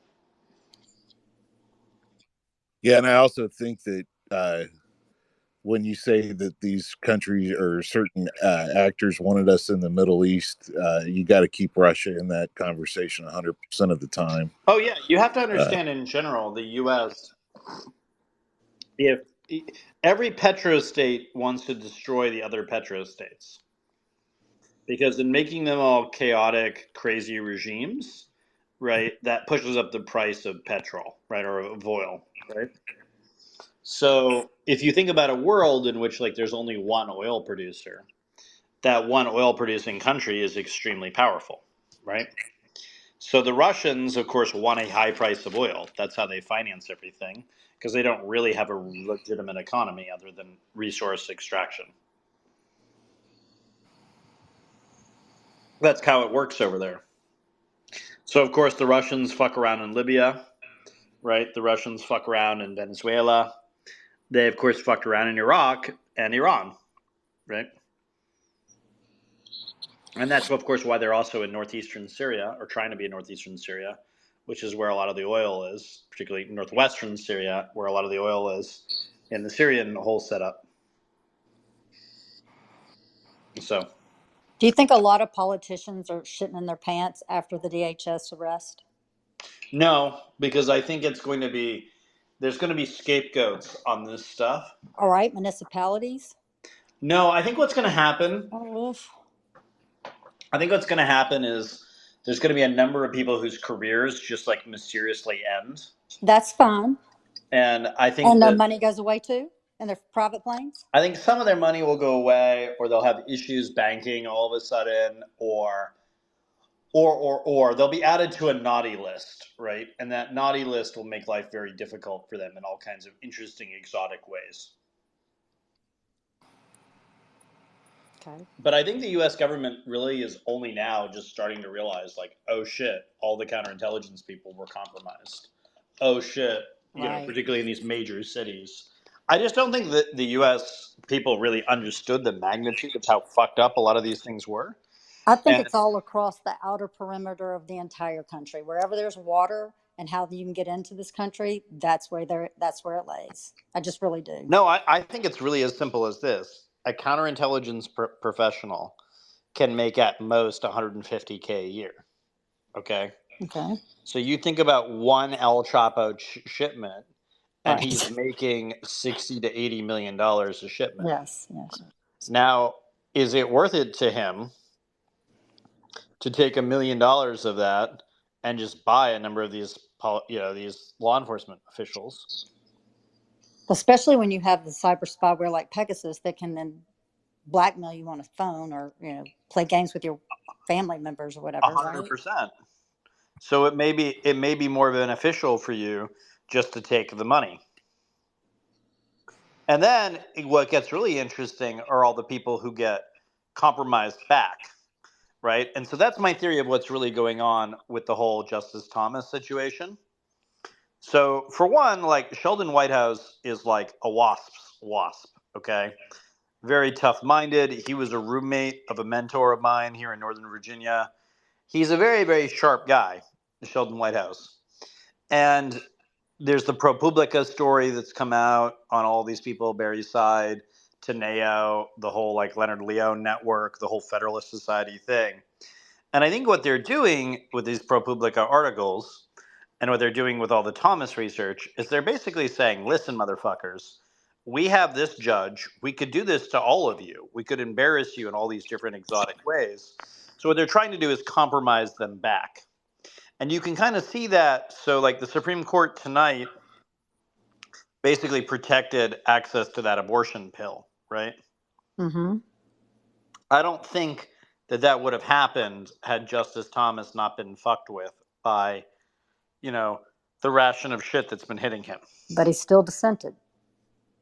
It doesn't matter because I the understand. outcome I'm is the just saying same, it out right? loud, you know. Yeah. Look. Thomas is so dirty, clearly, that Mhm. like they're making an example of Thomas, And I think right? by dissenting, he's saying, I'm calling your bluff back. I'm not scared, even though I think he's scared shitless, or he should be. Well, it doesn't matter if he's scared shitless because he's not the target, right? The target is Kavanaugh and Gorsuch True. and the others. Yes. Okay. I agree with that. So like, go ahead, like be I see one what of you're saying. 8-1, like go ahead, Thomas. Like, who cares, right? You're playing chess. I get you. I see Yes, you. that's the point, right? Yes, I The see. point, like, so like the way this was kind of explained to me in a lot of like counterintelligence stuff is like, let's say you have a corrupt judge, right?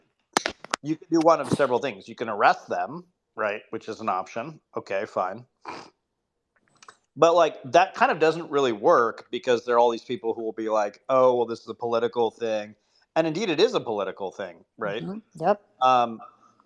So like there's no escaping the politics of the situation, right? And so what used to happen with the Supreme Court is that people recognized that a lawyer was that a judge was just a lawyer with political connections. But what happened basically in the 1970s, 1980s is they created these sort of ideological rigid judges, right, who became part of networks, and those networks could be taken over by organized crime.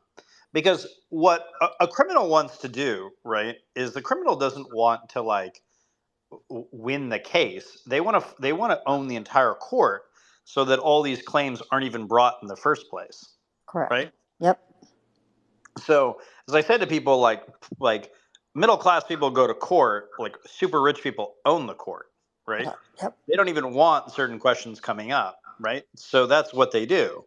And it's pretty easy to see how they do it, right? They offer a certain lifestyle, right, to the judges. Well, they use the courts to clean their dirty money. It's a legal way to do it.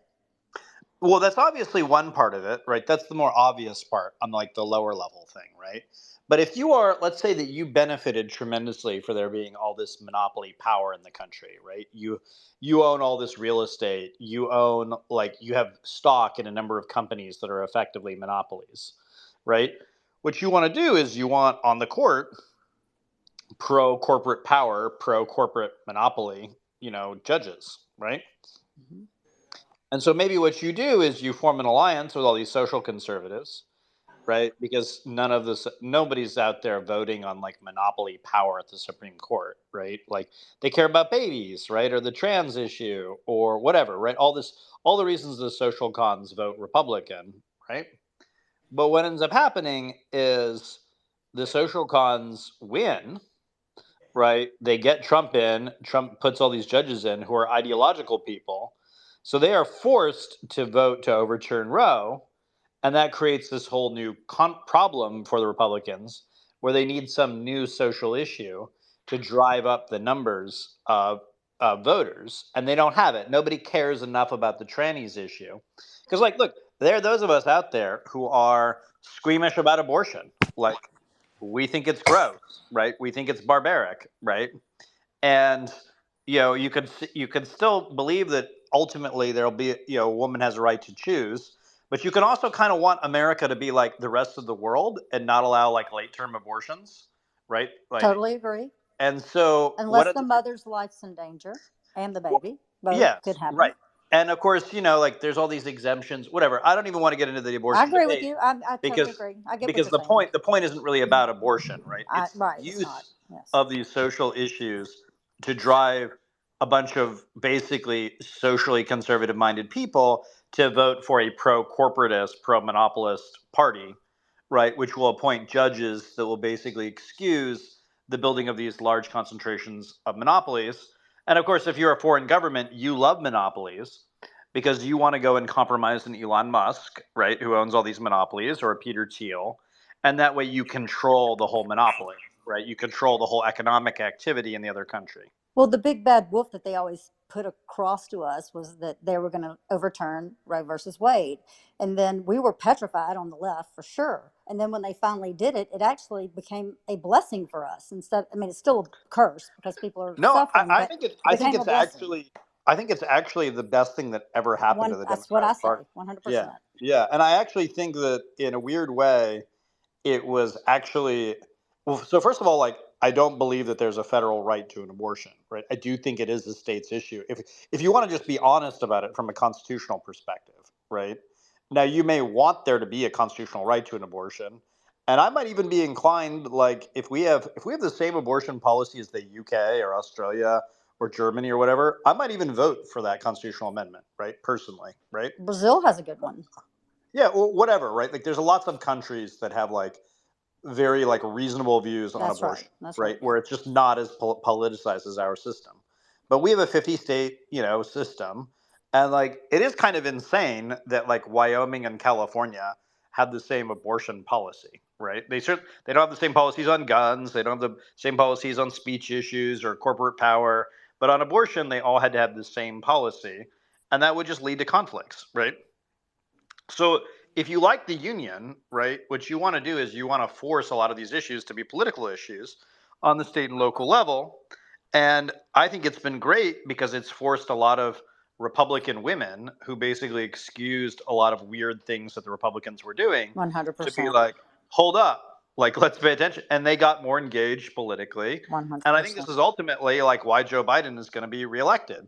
And by the way, Joe Biden's view is that Roe v. Wade was wrongly decided and it's the state's issue, right? I remember that. That's right. So in many respects, like Joe Biden is actually like is actually in favor of the court, going in this direction. But anyway, the point I was making about this though is we have a hard time talking about corporate power in monopoly power and the degree to which organized crime loves monopolies. Why? Because monopolies breed profits, and profits can be used to do all kinds of things, right? That's a very important part of mobbing up an economy. And I think that this is something that is just like not well understood by a lot of Republicans. But anyway, I know Richard's here. Richard, do you have anything you want to add, or he does. Always On the smart. abortion issue? not necessarily on the abortion issue, but on like we were talking a bit about the courts. We were talking about Musk earlier. Do you want me to float my conspiracy theory? Yes. I've said this to a few people personally. I'm always in favor of a conspiracy theory on a Friday night. Okay. Especially with Spencer. I mean, it's if you're expecting like aliens or the moon landing, Your you'll conspiracy be theories are disappointed. great because what makes them interesting is that like they're usually probably correct. When you describe a conspiracy theory, you're actually describing a conspiracy. I'm not interested in conspiracy fantasies, right? Right. I want things where like, yeah, I could see somebody trying to pull that off. And when we're talking about affairs of state, there's lots of conspiracies that go on, like just ask Julius Caesar, right? So anyway, go ahead. Well, okay. And on the abortion issue, I think the elite establishment might be more inclined for Roe v. Wade to be overturned, and in fact, more inclined for abortion to be outlawed than you might think. First off, immediately, as you mentioned, and as Dana agreed with, it is good for the Democratic Party or something. So if you're kind of like a partisan conspiracy theorist, you could say that we need a little friction, me, on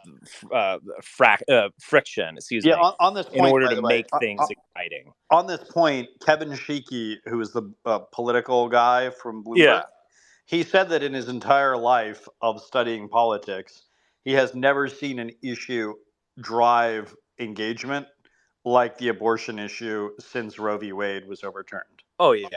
And that And I he's mean, never look, seen even it in like register new voters. He's never oh seen yeah. anything like it. Yeah. In 2010, they were like trying to defend Obamacare or something, which in comparison seems utterly lame. But I think that we actually do have some serious demographic issues. And I don't think these demographic issues can be solved via immigration. So a lot of this notion of the great replacement and so on, it's, kernels of truth here and there, but more untruth than truth. And the fact is, Mexico itself is undergoing a demographic collapse. And one very interesting thing on this book called Fewer by, oh gosh, as you can tell, I'm out here drinking with friends, so I might not be at my best. I forget Paul. What is his name? I can't remember his name. He worked at AEI. It's a good book on demography called Fewer. Um, what he was basically saying is that the lowering fertility rate with just modernism is one of the most consistent trends ever. Women are educated, you have different major lifestyle changes, you have different assumptions about the world, child mortality through medicine goes down. I mean, they're all of these, it's like overdetermined. They're all these factors pushing down fertility. You don't, for instance, you don't need to have 8 kids so that you can have 4 and 4 can work on the farm. You can actually have 1 or 2. And so it's just this huge trend. But one of the things that was interesting in this book is that the second world, so to speak, so not necessarily America and Western Europe, but Mexico, Iran, other places like this, when they hit modernity, they hit it hard. And so they just had a paralyzing collapse of the birth rate over the course of the 80s and 90s, to the point that we actually will have declining populations around the world, and 8 billion is probably we're going to remember that 8 billion number. 30 years from now, we're going to be like, oh, wow, remember when there were 8 billion people? It's going to go down. And what I do wonder if there's some element of the establishment that sees that this problem can't be solved through immigration. And the problem is real. I mean, you don't even need to go through like total fertility rate. You can just go through like lack of sexual activity, like no friends, sitting on the internet No, all you're not day, wrong. I mean, I've noticed this like among like being the 21-year Zoomers. old male with a perm. Yeah, like Gen Z is just a total disaster. Yeah, it is interesting to me. Like, I mean, you're slightly older than I am. It seems like the Gen Zers were like fucking all the time growing up, and it certainly felt that way that a lot of the millennials were fucking like half the time. Yeah, you mean And Gen Xers were fucking all the Gen time. Xers, yeah, Remember when when I was a kid in like the 80s and 90s, they were like fretting their hands about teen pregnancy. yes. And, after school specials about, teenage sex and condoms. And, oh my gosh, does Zach, did he get an STD, with the cheerleader out behind the locker room or whatever? Like all this stuff. No one talks about this anymore because Gen Z are It's such like unbearable nerds. it's interesting. Like, so when I was a kid, like it became like physical fights basically over the course of my life became like totally verboten, right? Yes, So yes. like I used to know like and get beat up and like also throw punches or whatever like as a kid, and like I'm told now that like that never happens. Like there's not even bullying anymore in a serious There's systemic way. e-bullying. There's And so it's e-bullying, which it's is kind of stupid. like even more ridiculous and Yeah. probably even It more may be whatever. even worse in a Yeah. way because when the jerk at your high school calls you a wimp or whatever, pushes you around. Well, okay, and I'm not saying that it can't be bad on occasion, of course, but like it's kind of limited. you know what's going on. You It's can also stand up for yourself e-bullying is like evil. You can Basically. also stand up for yourself very publicly in Yeah. a way that you can't. So, like, I remember when I was like, I had this guy who was giving me a hard time when I was in middle school, and I was just like, I couldn't take it anymore, and I, threw a punch and hit him right in the jaw. Yeah. And of course, I got in trouble, but like, nobody ever messed with me again, ever. And that was just sort of done because I had stood up for myself. But I Yeah. think with e-bullying, you can't really do that in a meaningful way. So in a weird way, it's sort of like basically like they just continue to pick on the weak, right? Yeah. So yeah, but the point But I the was overall conspiracy theory, if I'll just tie a bow on it, is that the establishment sees a demographic collapse around the corner. They're not willing, and maybe it wouldn't be that effective to like promote natalism in a good way, and certainly they're not going to promote eugenics or anything like this. And promoting making abortion illegal is highly dysgenic. But what they're going to do is basically force you to have children. And so in some ways this is like I think making abortion illegal almost is like how do we say, it's kind of like the underdog's best friend. It's like the dude that knocks up the waitress, now he can be like, sorry honey, like I'm your husband now, you're gonna have two more. Like there's an element to it of like I'm with class you. revolt. I'm with you on this on many different levels. Yeah. So first of all, I think you're probably right about this issue, right? Like I just posted up on the Jumbotron the collapse of Utah's fertility rate. So for one, I think a lot of people aren't fucking because the internet is vastly more interesting than like most women or men out there, right? So I think that there's an element there of like we have all these options, right? Like you go to the grocery store and you like don't know what to buy. You go look at Netflix and like there's thousands of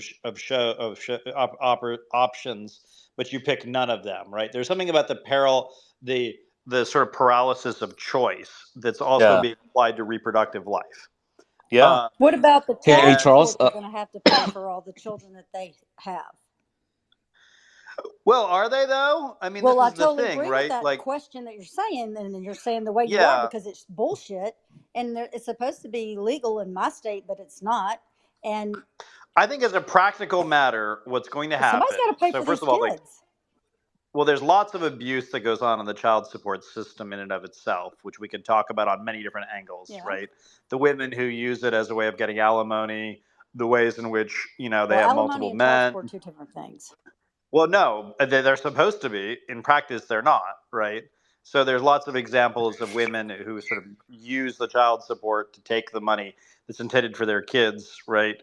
So that is in and of itself a very interesting question of how do you solve that question, right? Of money, of resources going to children.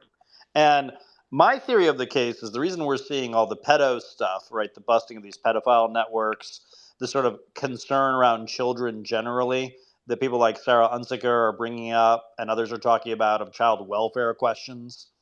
The rise of genetic sequencing in the UK, where they're sequencing every child born in certain hospitals. I think what's happening is we're going from pro-life to pro-child. And that would be consistent with Richard's hypothesis that this is something that that the deep state wants, which is they want, more people, basically. But pro-child means Mhm. you have to Yeah. have both Hey, parents help pay for it because one single mother I cannot don't do think it we're going alone. to do that. I think we're going to encourage that Yes. as a practical Okay. consideration, but I don't think that's going to happen. I think it's going to be the village, right? Like it takes a village. Like the divorce rate is You not think going to that go they'll down. step up and rise to the occasion? No. So here's what I think. So first of all, the question is why do we have divorce in the first place, right? In the West, or in the country, in the U.S. And I think the reason we have it is, for one, like a lot of people can afford getting divorced, right? Which is something that didn't exist in history, right? You would stay with your Mrs. or your Mister or whatever, Right. and maybe Yep. you'd fuck a little on the side, and this is why we had all these bastard children, Right. Yep. right? Or like this is why we'd be like, oh, I don't know if my son is actually my son or whatever, right? And you'd sort of like, nobody would ever say anything, and there's like all sorts of like lies about who is whose parents, right? Which is all that we're seeing with the genetic revolution, like we're seeing this all over So the place, basically, things right? that actually did work, we're going to go back to it, and the things that didn't work, we're going to try to improve those. Yeah, I think so. The way I would put it is like we're entering an era in which every single human being is going to be genetically sequenced, whether they like it or not. Okay. And that era, and it's going to start with birth. Okay. And that era is going to be very interesting because we're going to learn a lot of things about our health. We're going to learn a lot of things about our origins. But we're also not going to have a world in which like people are like nobody knows who everybody's father or mother is or whatever. Everyone's going to know who everybody's going to know. Okay. If you got knocked up, like there's going to be, you're either going to have like 6 weeks or like the first trimester to take the abortion pill. Right. But like, or you're going to have the baby. Right. And whether you give them up for adoption, like everyone's going to know you're the mom because like 23andMe or whatever, it's just going to be what's going to happen. Okay. And we're going to be a much more tolerant society, I think, because we're going to be a society that's going to recognize that like a whole lot of our genealogies and our lineages are a lot more complicated than we want to talk about Do you think we publicly. could eliminate even some of these, like, not completely, but diminish it down with like drug addiction and alcoholism that runs genetically in people's families? We might start cleaning it up Oh, by yes. marrying. Oh, yes. I mean, you'll notice that like among the younger generations, like not only do they not fuck, they don't even drink, many of them, right? It's frankly kind of disgusting if I'm honest about it. Like the younger generations are so wholesome on so many levels that it's actually like kind of sickening as like it makes me really This was weirdly the like the side of the whole Bud Light Dylan Mulvaney controversy that like wasn't talked about is that all of these transgender Gen Z like internet weirdos like have no idea what a Bud Light is. Now, granted, Bud Light sucks, of course, but there is something just kind of normal and fun about drinking a beer at a baseball game or something, you know, that like Gen Z, I mean, I don't know what they're doing, but they're not No, I'll tell you, they engaging get in. together and if they get together at all, right? Yeah. Usually they're on the phones, but if they get together at all, they're playing board games. Okay, like Interesting. that's Board what they game. do. Yes, and they play like bananagrams or like Scrabble or whatever.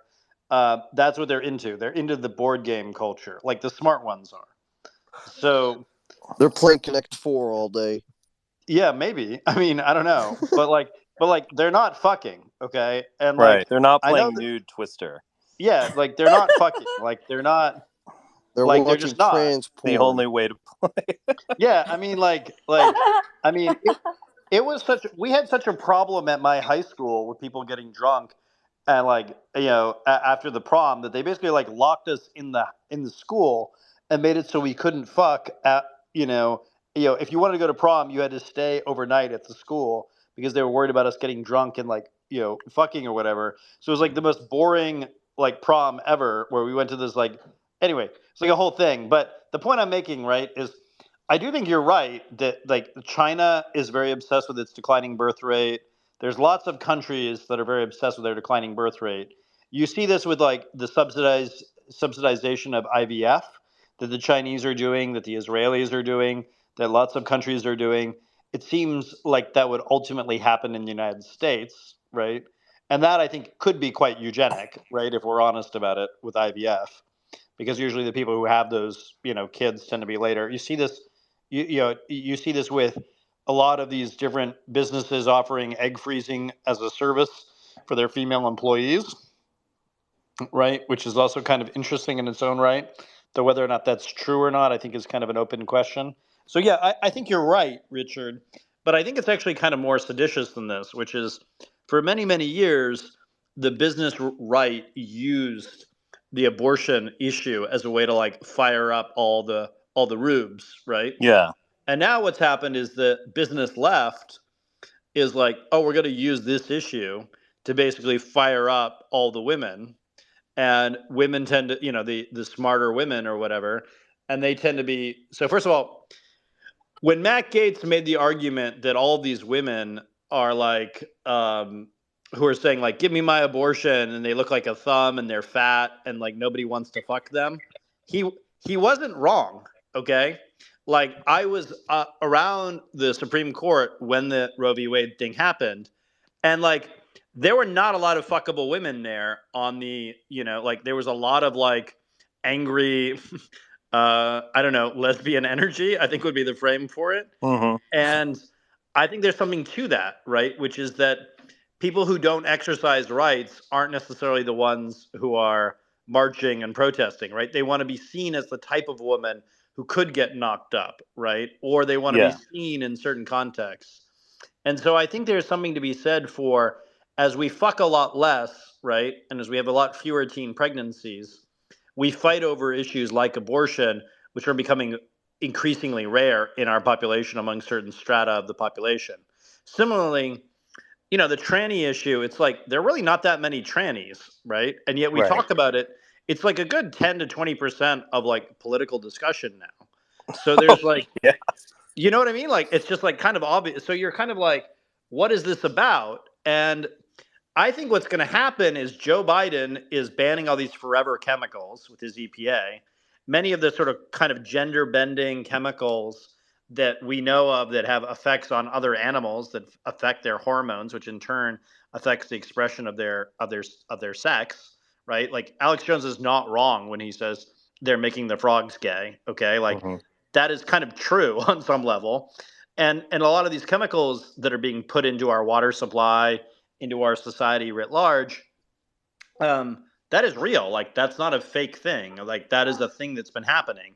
And so what I think has happened is that the business right, which has been poisoning us because of things like promoting of fossil fuels, promoting of the chemicals industry writ large, the business right is basically going to be forced under the Biden presidency to rein in all those things. And like if we do have an explosion of trans people, the question is like why do we have it, right? The Chinese are clearly promoting it in our society.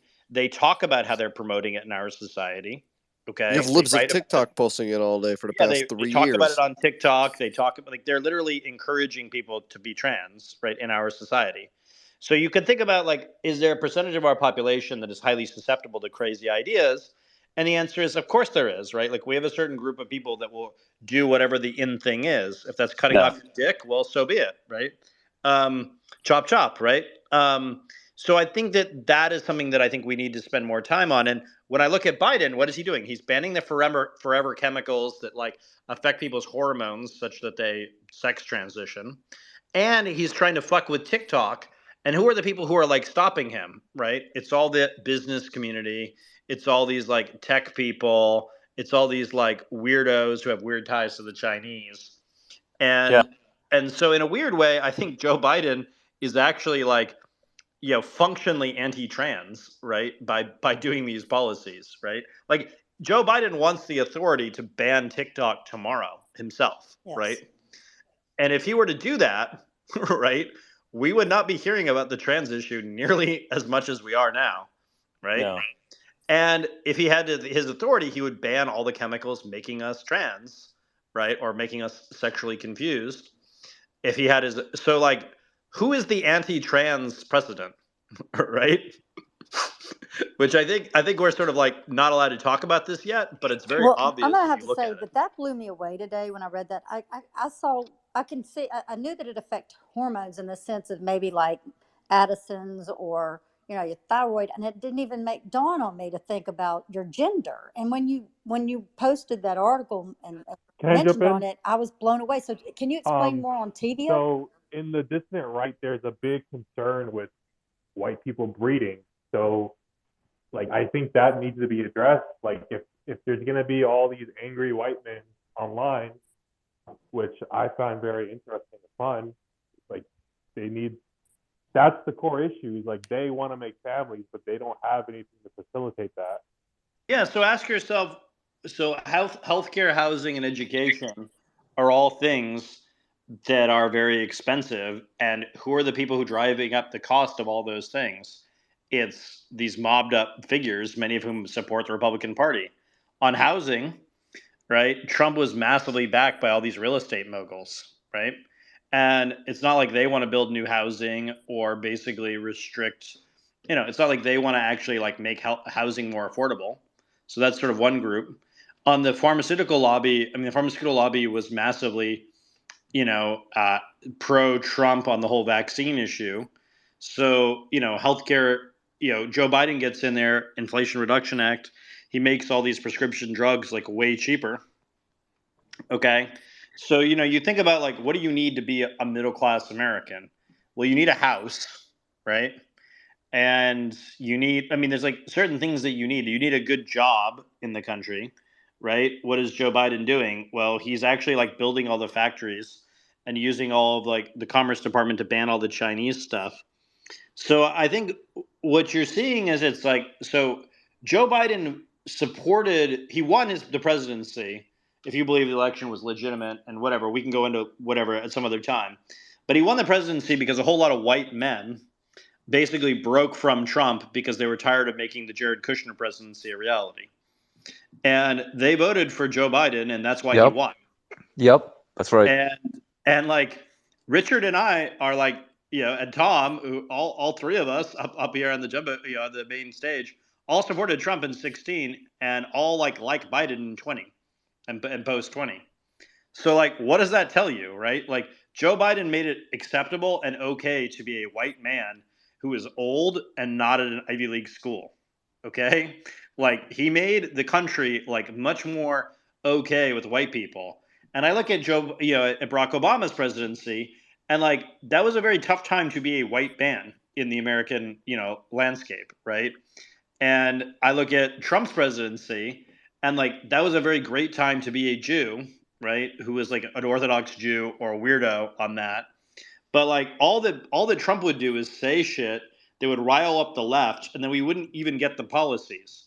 And now we have Joe Biden in there, who's literally doing all the Trump policies and stuttering as he gives like the woke bullshit that he has to say. He can't even speak woke. Listen, fat. And you watch him, and it's like he is so old. He's like revolutionary and reactionary. Like, he doesn't believe any of this trans shit. Like, that he doesn't, but he also hates these religious kooks beating up on the trannies. He thinks it's like low class because it is, So I've come to believe that basically the Trump presidency, the Make America Great Again presidency, really only began when Joe Biden became president. And I think this is ultimately why Joe Biden will win re-election, because there's a whole lot of us who who like the Trump rhetoric, but actually like the actual policies of Biden. And people will try to do like the religious attack on Biden, oh, blah, blah, blah, social issues, blah, blah, blah. But like, it's not going to work. Like, it doesn't really work. Like, you look at Joe Biden, and like, this is a guy who buried his kids, right? Buried his first wife, who's had like real hardship in his life, okay? And you look at him, and it's really hard to hate Joe Biden. Like, I hated Obama. I woke up every day hoping bad things would happen to Obama. And it's just very hard to like give a fuck about Joe Biden in a negative way. In a way, the whole like, let's go Brandon is a tell that they can't say fuck Joe Biden. Okay? Like, I would go to these protests with the Obama stuff was going on in 2010, and they had Obama as like a fucking witch doctor, like some real like low grade, awesome racist shit. I was here for it. Personally, I loved it because I hated Obama. I thought Obama was a fraud and like, a gay black man who was like, the whole thing was fake. Yep, okay? absolutely. And I resented it, as somebody who had a near perfect score on the SAT, who didn't go to Harvard. I hated these people. And now we have a Joe Biden presidency, University of Delaware, Syracuse law, who's basically like putting real points on the board at 80 years old. And it makes me wonder, like, how many other like old white guys are we neglecting in our economy and in our society writ large because they're not diverse enough or they didn't go to the right schools or whatever. And what the Republican answer is, oh, we're going to run this like son of the mob Italian weirdo who's a fucking bully and cruel to children and all kinds of people. or we're going to try and get Trump back in. But like, why would I want Trump in when Joe Biden is doing the policies I want and not having the left attack me? Right? Like, why would I want that? You know? So what I want is I want Joe Biden in there again, and I want Trump running to basically like blow up a lot of these like compromised networks all around Trump, because that's very useful, you know? Anyway, that's kind of the frame that I have on it. But I think, Richard, I think you're 100% right. I think that there is a policy in play, to basically boost the birth rate. And I think that's something that you're seeing now. And you're seeing abortion. Like, Americans love pills, right? If you run into any boomer is on like 3 or 4 or 5 pills, prescription Yeah. drugs. And so if you could just take a pill to abort your baby, that kind of like avoids the whole like barbarity of the whole like late term abortions. And like, a lot of people in the first trimester are like, yeah, I guess it is ending a life. Like, it's pretty fucked up if you believe that that is life or whatever. But like, I think people can be reasonable about the abortion issue. And so when these kind of crazy judges are trying to ban, abortion pills, I don't think people like that. Like, I think it's too crazy. It's too far, Yeah. Hey Charles, I have a question. Regarding Obama, when Obama beat Romney in 2012, like, what was your initial theory on why Romney lost and started the path for the GOP? Like, what was sort of your take on I've that never election? believed that it was a good idea to run a private equity guy. I also don't believe in mainstreaming Mormonism. Yeah, I agree with that. Yeah. I think the Mormons are perfectly good citizens in some respects, but like, I was never a big Romney fan. Yeah. And I knew him from Massachusetts politics. I knew him socially because my godfather, who's an ex-Mormon, was like related to him. So I've known Mitt Romney since I was a young kid, like 7 or 8 years old. And I just never believed he was a sincere person on anything he believed. I mean, it's interesting because Romney was, at least in 2012, he was sort of this avatar for like rich, successful white people in the suburbs. They kind of saw Romney as their own, and Romney did pretty well with them, right? He did really well with white voters who make over $200K a year. But then minority turnout was through the roof, and he just collapsed with Latinos, Asians, and working class white voters. But Romney didn't really have a compelling vision for why he should be president. So what he would do is he'd get up there and say, Obama's a really nice guy. He just can't be the president. And it's like, bro, he's been the president for the last 4 years. Right. Like, he didn't have an argument for why he should be president. Like, Yeah. I don't think back to the 2012 campaign. Can you remember a single thing that Romney said? Hey, real quick too on Romney, he did the things that he railed against Obama for in Massachusetts. Like, he did gay marriage in Massachusetts. So if you're on that side that is like totally against it, he couldn't talk about that.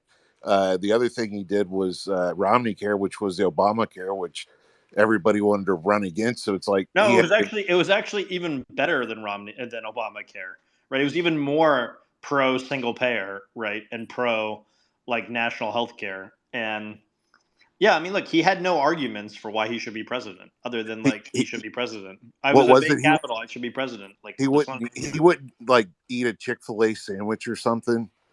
I remember seeing him in the 2012 campaign, and we were there, and he was like there at this party, and a friend of mine was grilling. He was grilling burgers, and Romney asked for half a burger because he couldn't eat a full burger. And I just remember, like, we all kind of like looked at him, and we're like, this motherfucker wants to be president, like, and he's not going to have a full burger with us. And it wasn't like he had eaten a bunch beforehand or whatever. He was just like, oh, I've got to watch my figure. And you're like looking at him and you're like, bro, no. And I got to say, like, I actually think Romney's been a great senator. I think he should have been a senator. He should have defeated Ted Kennedy back in the day in Massachusetts. I don't think he should have ever been a governor, to be honest. I don't think his skill set lies in that direction. I think the real reason he wanted to be president was because his father had run for president and he wanted to complete the legacy. But his father was a real player. His father was a real executive who ran a car company, who was a governor of Michigan, who was of HUD. But look, I ran into the Romney people all the time, and they just weren't all that technically sophisticated. They weren't all that bright. They weren't audacious enough. They weren't crazy enough to win. Yeah. And 2016 was very different. Everybody thought Hillary was going to win, so we never interrupted them from thinking that, right? Well, We're to like, be yeah, fair, Hillary's Trump going to even win. thought she was going to win. Well, I don't care what I Trump know, but I'm thought. just saying, even he was shocked he won, right? Of course. Look, I was the only person on the entire system that had a list of people to put into the federal government. Okay. I know this because I was there when Trump won, and I was there in the aftermath with Thiel and everybody. There was literally no one had a list. No one believed that Trump was, it was like we're the dog that caught the car that had to drive cross country. Okay. Hey, And Charles, did you have your list? Like, were you carrying around your notebook like you do now, and like yes, writing names and stuff down? yes. I had it ready to go. I had the model that I built. I got every state right except Wisconsin. And I knew we were going to win when the black vote was light in Philly, because I knew that that would generalize to all the black areas in the rest of the country. And so I knew that we won the election, like basically when the Pennsylvania results came in. And in fact, even just when the Philadelphia results came in, because I realized that a whole bunch of blacks weren't going to make the dream of the first, like, you don't go from like first black president, okay, to like helping the first boomer white lady become president, okay? Like, I knew enough blacks in my life to know that like they weren't down for that. They may not go like vote for Trump, but they sure as shit weren't going to show up.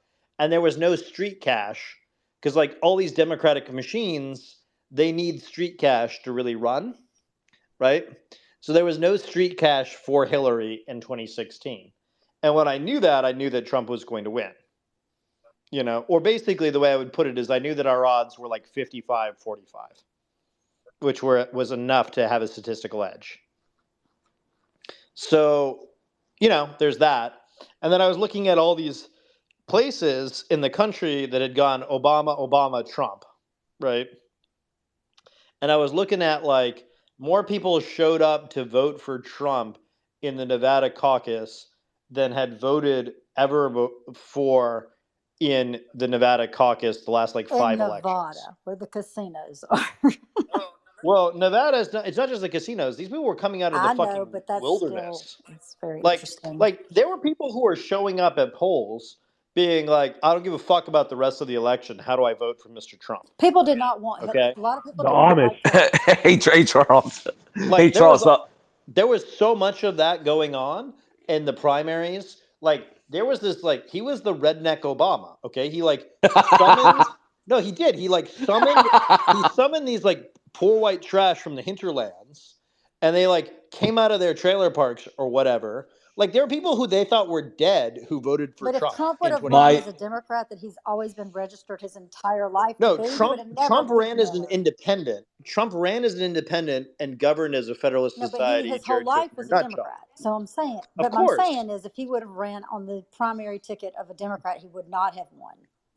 I really believe that. Well, of course that's not. true. But He did a Of course hostile not. takeover of the Republican but Party. I do believe he beat Right. her because there were a lot of people who did not like her. So Yeah, look. The problem that they had was you would go to their campaign events, and it was like going to a morgue. Like, there was nothing going on at these events. And you'd go to the Trump events, and it was like a rock which concert. I It was went like wild and which weird. I went to, and I'm a Democrat. Yes. So, and I wasn't for Trump at all. Yeah, and you were there because it was interesting as fuck. Well, they lied about a lot of stuff too, because Of course they did, but you still showed well, up because because my it was friend was his interesting as campaign. fuck. I mean, his head first hire. So I Of grew course. up with Look, George. we all had our excuses for Yes, showing up at the yes. Trump Plus rallies. he was Okay. the apprentice, so that was cool as shit. Yes, and I remember going to a Fresno rally to go see Trump, and there were these fucking Sikhs there with their giant ass turbans, being like, you know, wearing their Pepe shirts and talking about how great Trump was because of meme magic. And I remember thinking to myself, like, this is not my father's George Herbert Walker Bush Republican Party. Like, I don't know what the fuck is going on here, but like something is going on Well, it was here. played And like then a whole, like his show, because there were women in the audience that had all of his Trump books, and he was 100%. like, Look, I Simon, went. Simon. They're like, hand me her book, and they would pass it like it was a human being. Trump went to Fresno in 1989, okay?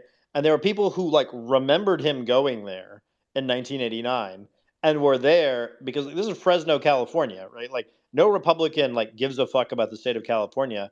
And here he is there in Fresno, California, right? Showing up, and it's like a jam-packed stadium, and he gets up there and he's like, they tell me you can't have water because of some little fish. Well, fuck the fish. And everyone goes like, what? And like it was like a crazy, crazy thing. And I just remember like looking at my friend who's like a lifelong Republican, right? Who's like wearing like the Brooks Brothers suit. And like he was out of place among all these like crazy redneck weirdo types who were there for the rally. And the point I'm making, right? Like the larger point I'm making is Trump was a cultural phenomenon, and he had no backlog, right? He was an independent. He talked about how much he liked single payer health He was a care. movie Okay. star. I mean, He was a he was a movie movie star, star. and Americans Yes, love they do. stars. Okay. Especially And the problem was rednecks. he gets 100%. I Everybody know, I loves a agree. star. I Okay. agree. Okay. Like Trump's worst night on Celebrity Apprentice, he did better than Tucker Carlson has ever done on ratings. Okay. On his worst Then night can on we Celebrity pay Apprentice. him to? Can we pay Trump to take Tucker down and out? I don't know. I mean, I think it's going to happen naturally. But you just think about this logically, okay? You have a country that is so fucked up that it is watching Celebrity True. Apprentice, Totally agree like, with that.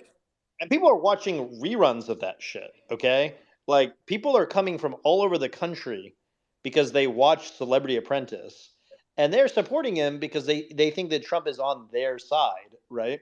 Now they don't know that like Jared Kushner's going to come in there and fuck them all. They don't know like the Federalist Society is going to come in there and appoint like fascist judges. They don't know shit. Okay, they know that the dude that they saw in Home Alone 2, Yep. like who told Macaulay Culkin like where things were, where they know that dude, they grew up with him. And I will tell you, like, so my my Indonesian relatives, okay, who are like going to develop the Trump Hotel, they sold their rights to this other Indonesian oligarch. And my, 8th grade education, aunt by marriage, Indonesian Chinese, she told me that Trump's going to win. And I was like, what do you mean, auntie? Like, why is he going to win? And she's like, because he's a brand and you can't run against a brand. You can't run against Coca-Cola. You can't run against McDonald's. Trump is a brand and you can't beat a brand. And she was just like very clear about this. And of course, like, this is a multimillionaire who has an 8th grade education. So she like understood things about selling Michael things to people, Jackson right? could have won. I mean, seriously. Of course. Of course. And he would have won as a Republican because all True. the That's my whole Republicans would point. have Yes, exactly. loved that he was white and black, Right. 100%. So the point And I'm plus, Trump making, loved Michael Jackson. Think about it. of course, because the Arabs love Michael Jackson because they were supplying him with boys. I wish. I mean, I know it's true. I have no doubt in my mind. I mean, I've driven by Neverland and The whole Santa thing Barbara is, and you never let your Santa kids spend the night with somebody that looks like that, or I don't care who they are. You don't let your child. Look, stay I at a don't man's disagree with house. what you're saying, but hold up. The point I'm making about Trump is Trump ran as an independent and then governed as like a weird fucking strange neocon weirdo. And Biden pretended he was a Democrat and has governed as an independent. And that is why Biden will win I re-election. feel he's guided as a human being. I look at Biden as a human being who relates to everybody. And we need that. He's like a compass, a moral compass. Not a perfect compass, but a moral compass. So, I mean, what's John Fetterman's deal? I would like to know that I mean, too. he's from a mobster family who's married into a CIA cutout, which is what Giselle's all about. Wow. Oh shit. Why do we have so many CIA Brazilians? That's cool to know. Because we have a shitload of people post 2018 that freaked the fuck out after Trump won, who were in the intelligence world, and they all started running for Congress or for other political offices. And this is like why you have these various people. Who's the one from Virginia, Spamberger, who's the ex-spook. I mean, there's so many examples of these I didn't people. know that there were so many Brazilian CIA people. That's good for me to know. I like that, knowing that. There's a lot. Oh, There's a seems lot to of be. spooks. Charles, first of all, I just want to say, I want to say this before, but I didn't have a chance. I'm very glad you're hosting this space again. I really missed you and your talks. too. Very wise individual yourself. But I have everything you say. You could have a lot of questions and comments and stuff. But what do you think on Kevin McCarthy, his first trip abroad, like going to Israel and Well, stuff I like mean, that? What's that about? He's shown that he's a traitor. Yeah.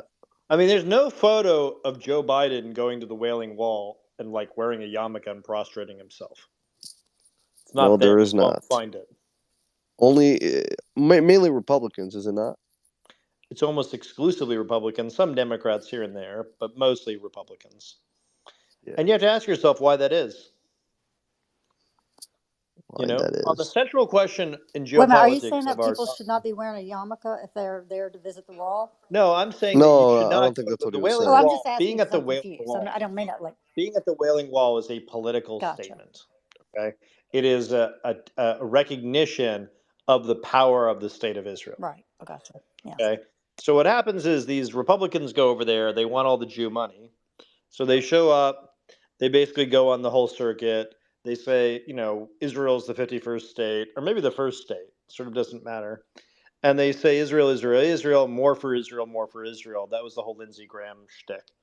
And basically, that's how it works in the Republican Party, is they basically prostrate themselves for this other country. It's why they're totally unable to answer the question, though, going on in Israel right now, of what do you do if Israel becomes a dictatorship? What do you do if the only democracy in the Middle East ceases to be a democracy? What do you do if you learn that it's been taken over by KGB assets like Netanyahu with Chinese cash backing him? What do you do in that situation? And the Republican Party has no answer for that. The George Herbert Walker Bush Republican Party had plenty of answers for that, but that was ultimately why they were taken down by Ross Perot running alongside Bill Clinton, and because because George Herbert Walker Bush dared to tie the settlements to Israeli aid, they did everything they could to get rid of George Herbert Walker Bush, even and up to including potentially assassinating him, because it was seen that Dan Quayle was more sympathetic to their interests. So that's the state of play within the Republican Party. Hold on, Charles. Were there actual assassination attempts made at Oh HW? yeah, Google George Herbert Walker Bush Israel assassination, and you will pull What it do up. what do you think of the theory that HW was involved in the assassination attempt on Reagan in '81? I've heard some interesting theories on that. I don't know what I really believe on this. I will tell you that a lot of my family was of the view that George Herbert Walker Bush was president all throughout the Reagan presidency. That Reagan was just the figurehead, and it was George Herbert Walker Bush calling the shots. Well, that wasn't a necessarily good presidency. Well, I don't know what to tell you about it. Alan right? Greenspan was But not I know- good. Sorry. You actually I prefer don't- Jimmy I don't- Carter? You actually prefer Jimmy Carter and Mondale over 100%. Reagan? Give me a break. 100%. Oh my God, Carter was a disaster. I actually think Carter was actually. I think when we study more about the Carter history, I've kind of changed my views on Carter over the last few years. I think there's a lot of stuff there that Carter was like prescient on. Yes, he was. Like certainly on the creation of the Department of Energy, certainly on a lot of the solar shit he was up to, certainly on a lot of That's when a lot of this happened, that they fucked him. I mean, I think the big thing with that New York Times story that came out about how they fucked over the hostages, where they wouldn't let the hostages come out. There's like a lot of like dark stuff in the 1980s. And then you think about like what were they doing in the 1980s? They were driving down the price of oil by getting all these mobbed up countries to produce oil at any price because they wanted to bankrupt the Soviet Union, right? Because the Soviet Union was a petro state. And then the Soviet Union collapsed and became a kind of gangster dictatorship, which we now see. So if there was a world in which like the Soviet Union could have continued to exist and not be driven into bankruptcy and could actually have a functioning state, it's very unclear to me that the world would be as disordered and violent a place as it is now. You know? So my theory of the case is that the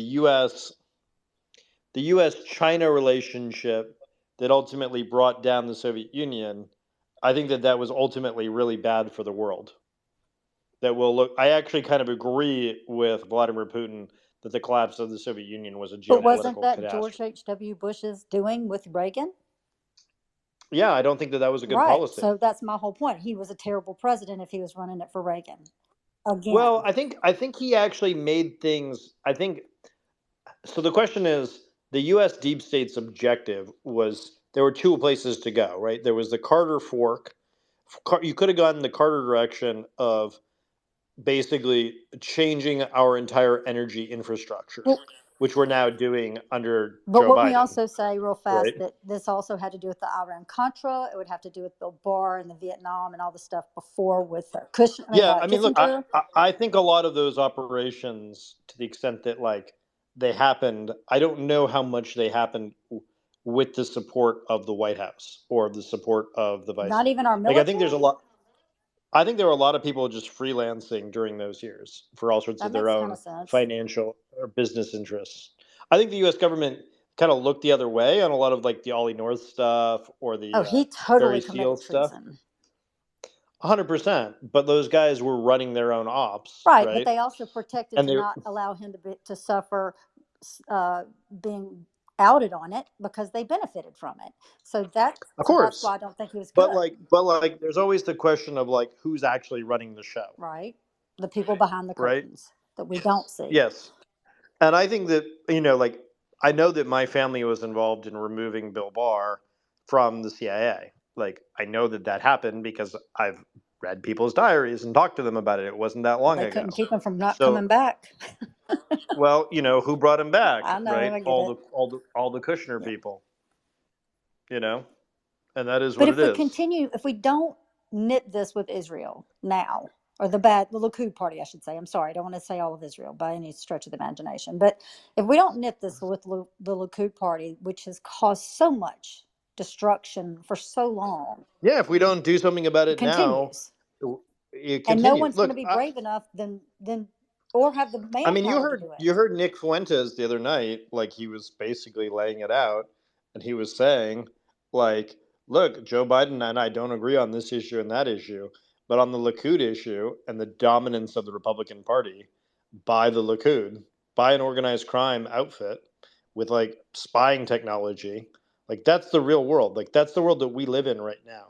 We live in a world in which our supposed greatest ally was selling spy hacking to Mexico to kill informants and to kill human rights people, to kill journalists, to kill like politicians, to kill U.S. informants and U.S. assets in Mexico.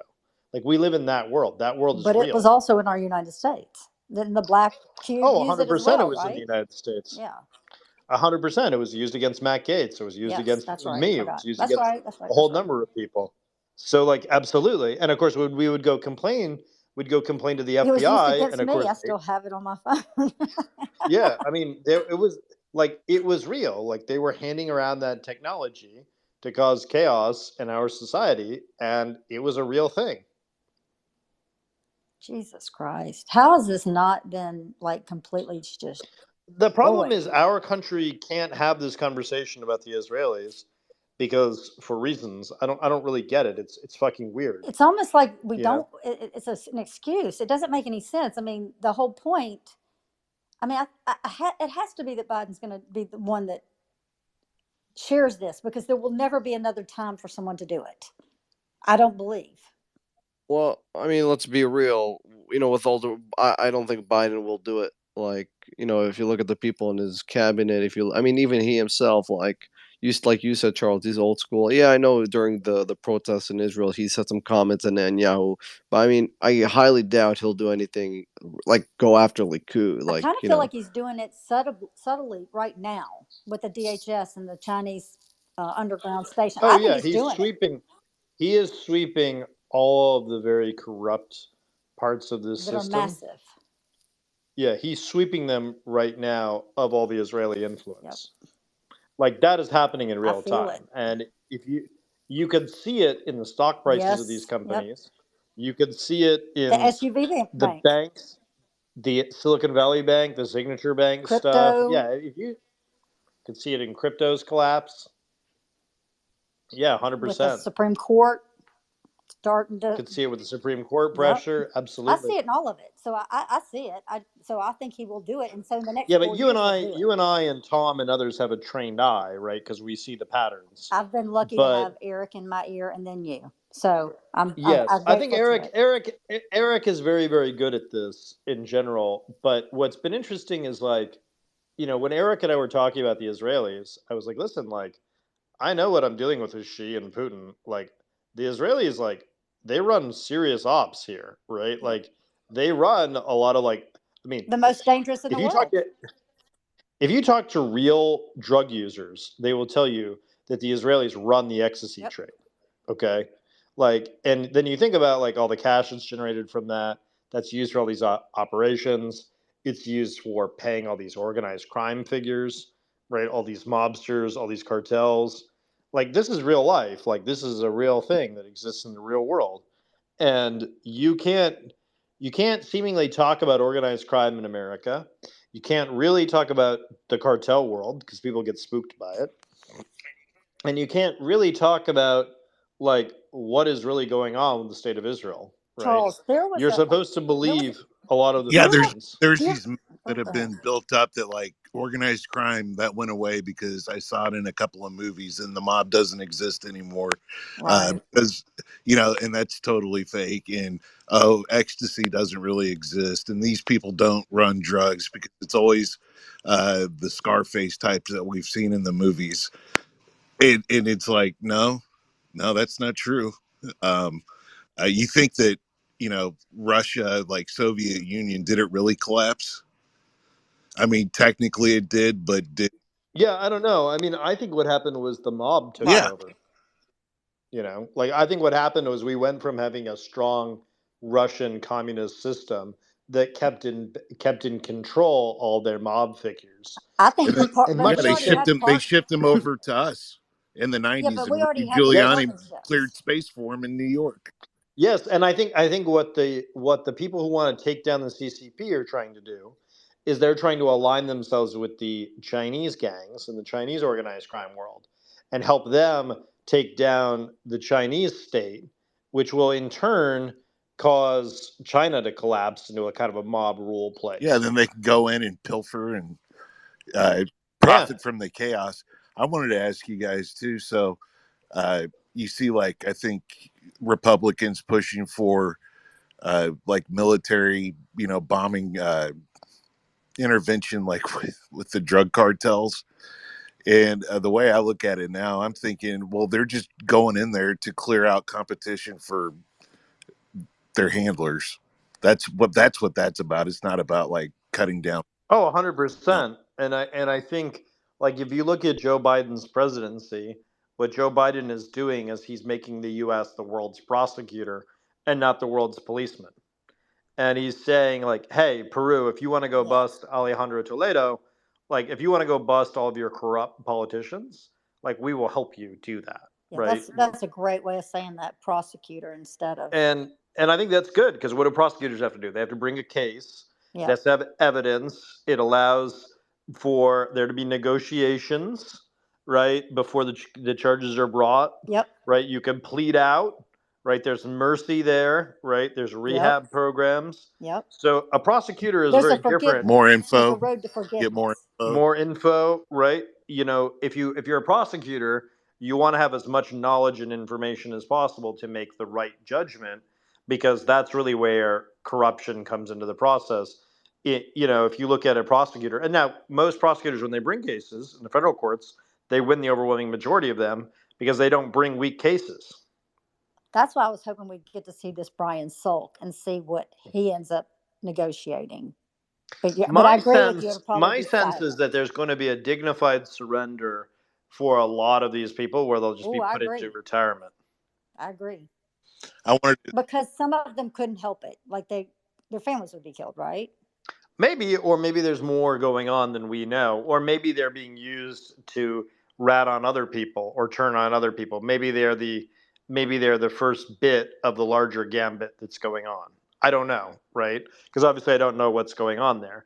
Well, I want to ask you a I can tell question. you it is shockingly rare for federal law enforcement to arrest other federal law enforcement. Right. Sure. Yes. Because Agreed. that's like not done.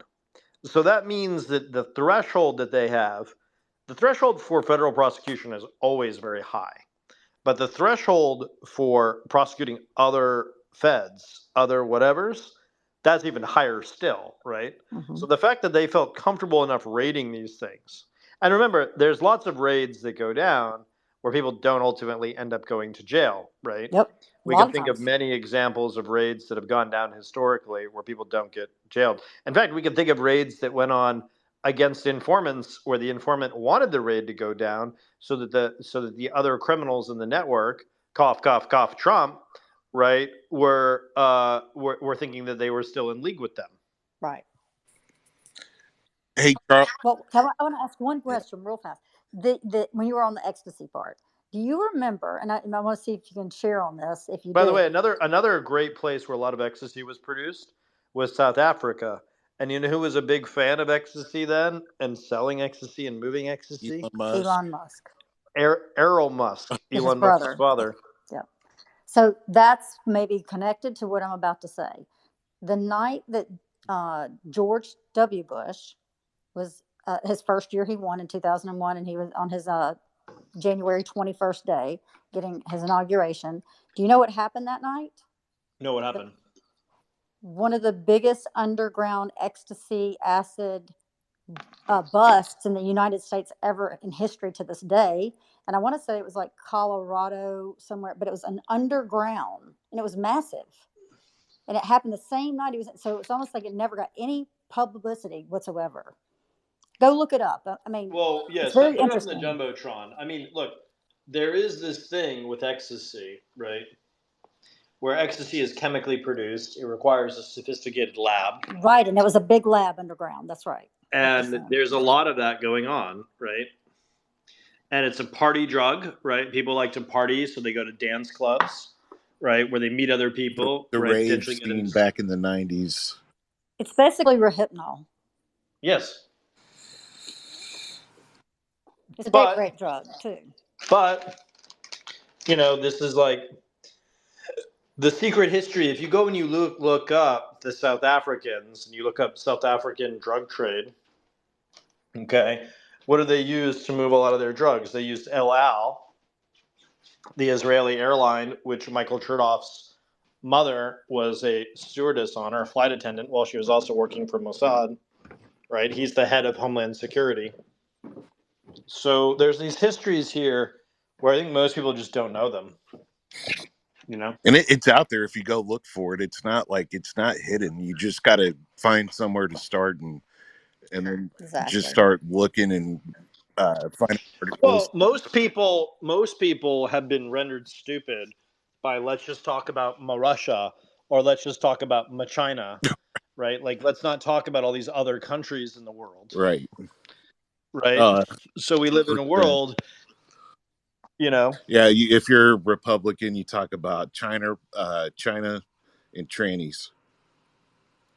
Yeah, I mean, it's unbelievable. But can you tell everybody about or explain what that bust was of the Russian SFB cell that was operating in St. Louis that Eric had tweeted about?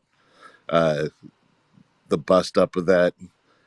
I don't think I totally understood it. I think I did, but what were they? We should maybe do a space just on that at some point. Yeah, because I think there's a lot of stuff there, and I think Eric could do it better justice than I could. But basically, the gist of it is that the U.S. government was So the U.S. government had decided that the National Geospatial Agency's western campus was going to be like a few miles from Ferguson.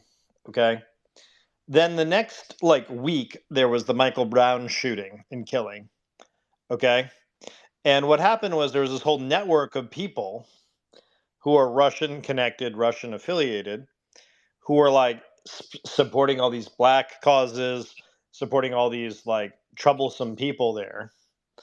And they wanted a destabilization of that whole environment, right? Like that was very important to them. So they could either buy land cheaply near the National Reconnaissance Office, or so they could basically make it so that the US government wouldn't go there, right? They could cause chaos.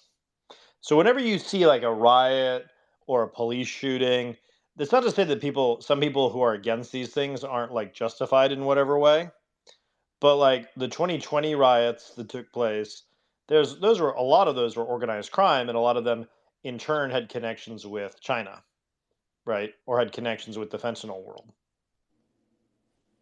You know? Yeah, it's the like they were like a black nationalist group, which is totally cool. Except they were, Russians and white dudes running yeah, them. Yep. yeah, exactly. And so, Yeah, what you find with a lot of these fringe politics, right, is they require funding, right? They require supporters. So where do you go to get your supporters for fringe politics? Right? You go to foreign countries to get it, yeah, or to organized yeah, and it crime, works like, or to and both. it's really works like a really effective active measure against us. Absolutely. So I was going to say too about Biden. So one thing I appreciated of him, just from like personal experience of losing my dad in the last couple of years, anyway, is I always like when that happened and the way he would talk about Hunter. And keep in mind that everybody knows what's on the laptop and all the crazy shit that Hunter Biden's done, but like here's Joe Biden, and he says, "Hey, I love my son." He never throws him under the bus in public, never talks down about him, and he'd have reason to, because he's done a lot of weird things. And I just thought, That is if you don't believe he's a right, Fed, which exactly. you know. And looking at that, it's like I was lucky I had a dad that was the same way, and it kind of clicked for me. And you know Yeah, what I'm saying? I gotta tell you, like having watched, this is a man who's known real suffering in his Yeah, life. Okay, like his wife and daughter were killed. His favorite son is dead, right? And like he he's finally becoming president in his 80s, or his late 70s, early 80s. Something he's wanted his whole life, and he's like not even in the physical shape where he can enjoy it as much as he would want, right? Like the man wanted to be president like 30 something years ago, right? He first ran in 1988, yeah, right? absolutely. So he's basically, if you think about that, like I was born in 1988, so this guy's been basically thinking about As long the as you've been alive. presidency for longer than I've been alive, right? Because he was obviously running. I think he announced in '87 or whatever. So you think about that, and like here he is in a situation where there's not going to be a great post presidency for Joe Biden. He's going to be dead, right, by the end of it. Okay, like that's going to be the story of Joe Biden. Is he is going to basically fix as many things as he can, and then he's going to be 86 years old, and he's going to be dead. His dad died, I think, at like Yeah, 87 or some yeah, shit. they got good genetics. Okay. So like maybe he lives another 10 years or whatever. Maybe he's lucky, maybe. But like, people aren't 80-year-olds are not known for their longevity, okay? Like just like it is what it is, right? Right. And I suspect he will probably live. I mean, we'll see, but I don't. I look at over his family history. He doesn't drink, and he's pretty healthy and spry for his, despite being 80. Push-ups. I don't, the push-ups and all the rest of it. Listen here, fat. I And think that right there, I could just watch that on repeat. It's like one of my. I'm weird like that. It's like one of my favorite clips ever. I don't know why I'm weird like that. it's funny. It's I mean, just it's great. funny. He has this guy like call him out, Right. and he's basically like, Yeah, whatever, Yeah, fatty. look here. Look, let him go. Let him go. But the other thing too, like the GOP politicians, they don't like people. Is the vibe that I get from them now. When I look at, I mean, that photo of Joe Biden hanging out with that yeah, guy, putting his arm around the guy's wife yeah, or his lady or whatever, and the guy's wearing a Cracker shirt, right. and you have Ron DeSantis in the first frame. It's like, look, I met Joe Biden when I was 16 years old. He was telling us all the great strip clubs. Like, I was 16. I got on like that little train, that goes in between. This was, in between, like when he was a senator. I got on there with one of my friends. We were doing like a tour of the Capitol or whatever, the little train that goes between the buildings. And in comes Joe Biden, and he's telling us all the great strip clubs in DC, and he's like having a good Come on, time, like man. yucking it up with us. Great places to eat, good restaurants, right? We didn't say a word, the two of us. We're like, oh, it's Joe Biden, like to each other. And I was like, oh, hello, Senator Biden, like whatever. And then he just spoke the entire time, running his mouth. And many people in DC have had similar stories to that over the years, where he's just like really friendly. He likes to chat, he likes to run his mouth, and he likes to have a good time. I like it. He's going to go down in history as one of the great presidents we've ever had. Ron DeSantis' face when he walks past them, he looks like, this is my hurricane. You're not supposed to be here with my hurricane. I mean, it's such a great photo. Like, I don't know if we have that photo around, like the Cracker photo. I'm going to Google Cracker DeSantis, Hey, Biden, if we have the there's a photo. great Trump Yeah, here we a go. great Trump campaign ad that they just put out against DeSantis, and it just shows a guy like with a like a little thing of pudding, with the three fingers in the pudding, and it says Ron DeSantis wants to put his fingers in like your in your Social Security. Tell him to keep his fingers out of it. Or something like that. I gotta find it, but it was. You got to find that ad and you got to Oh put that yeah, shit up yeah. there because that's It's like, get hilarious. your fingers out of our like what are you doing? Get your fingers out of our Social Security, Ron. Yeah, it's just weird. It's weird that they always want to cut these things. Well, it's a great way to have mobs steal our money. Of course they want to privatize it. They can't wait to get their fingers in our pudding, and we're not going to let them do it. Keep your fingers out of our pudding, damn it. I mean, just look at this photo that I just put on the Jumbotron of Joe Biden is like enjoying this guy's old lady, right? He's like this is the president of the United States throwing his arms around this guy, and he's this guy's a woman, and he's literally wearing a Florida Cracker shirt. Okay, just like look at that photo, and like it's just like we all know people like this. Like Joe Biden can go into any room anywhere in the country and basically like be himself and get people to like them. And Ron DeSantis is an asshole. I've known Ron DeSantis a long time, and he has always been an asshole. And it's very hard to forget that when you see it, But he makes it. He doesn't hide it at all. It's very obvious if you just look just a little bit. He's very he's got a very abrasive like delivery and personality and the way that he comports himself. Yeah, Yep. I think most people, even though I don't like George W. Bush, I do believe that most people, if you were in their presence, you're Oh still my God. they're going I to be will tell nicer than what you, you think, I've right? been around him, and he's very good at mesmerizing people. Sure, that's what I would believe. Yeah. I Same really thing with would Bill believe that. Clinton. Yep, 100%. Bill I've Clinton met was the Bill same Clinton, way. so yes. I never really met Obama. I met Obama before he was president, but not after he was president. But Dick So Cheney is probably a different story, I Dick would Cheney imagine. is kind of like he tries to stage it so he's like elder statesmanly, but it Hmm. doesn't quite work. The ones that I've met, so I met George Herbert Walker Bush when I was 6 years old. I remember that very, very vividly when he came to my town and he like gave me a pen and everything. I've met Bill Clinton. I've met Obviously, I've met Trump on several occasions. I've met Joe Biden, and Biden is easily the funniest of the bunch. Like he's just much more like just kind of like bullshitting, Trump is fun, but it's all about Trump, right? Yes. So Biden is much more like gracious to other people in the room, you know. Trump wants all the focus on himself.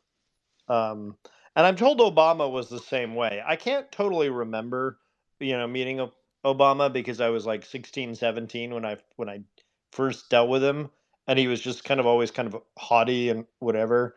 But I hear basically that Obama doesn't really have a good presence in person. You might not have been But his type. yeah, maybe so. Now, I have actually heard the opposite. I have heard that he's very nice in person, I but hear if you are like ideologically with him, well, I mean, he, I've never met him, so I can't say. So yeah, I'm I just hear saying. that if you're ideologically like a fan of Obama, he's very good. Like if you're a fan, he plays to the fan thing, right? But if you're not a convert, like I will tell you, I did not want to shake Bill Clinton's hand. And I said to myself the whole time, I'm not going to shake Bill Clinton's hand. I'm not going to shake Bill Clinton's hand. And I had already shaken his hand by the time I looked You like melted. down. Like he had basically mind controlled me, okay? And like I was like, it was like one of those situations, right? Yeah, he's charismatic. He Everybody's is always. extremely charismatic. He And comes here and visits all the time. Like he's really good friends with the woman that ran and helped raise money for Doug Jones, and he's down here all the time. All the time. It's weird. In Daphne, Alabama. God, that pudding ad that you just put up there is hilarious. Pudding ad, let me check. It's really something else. That's one thing,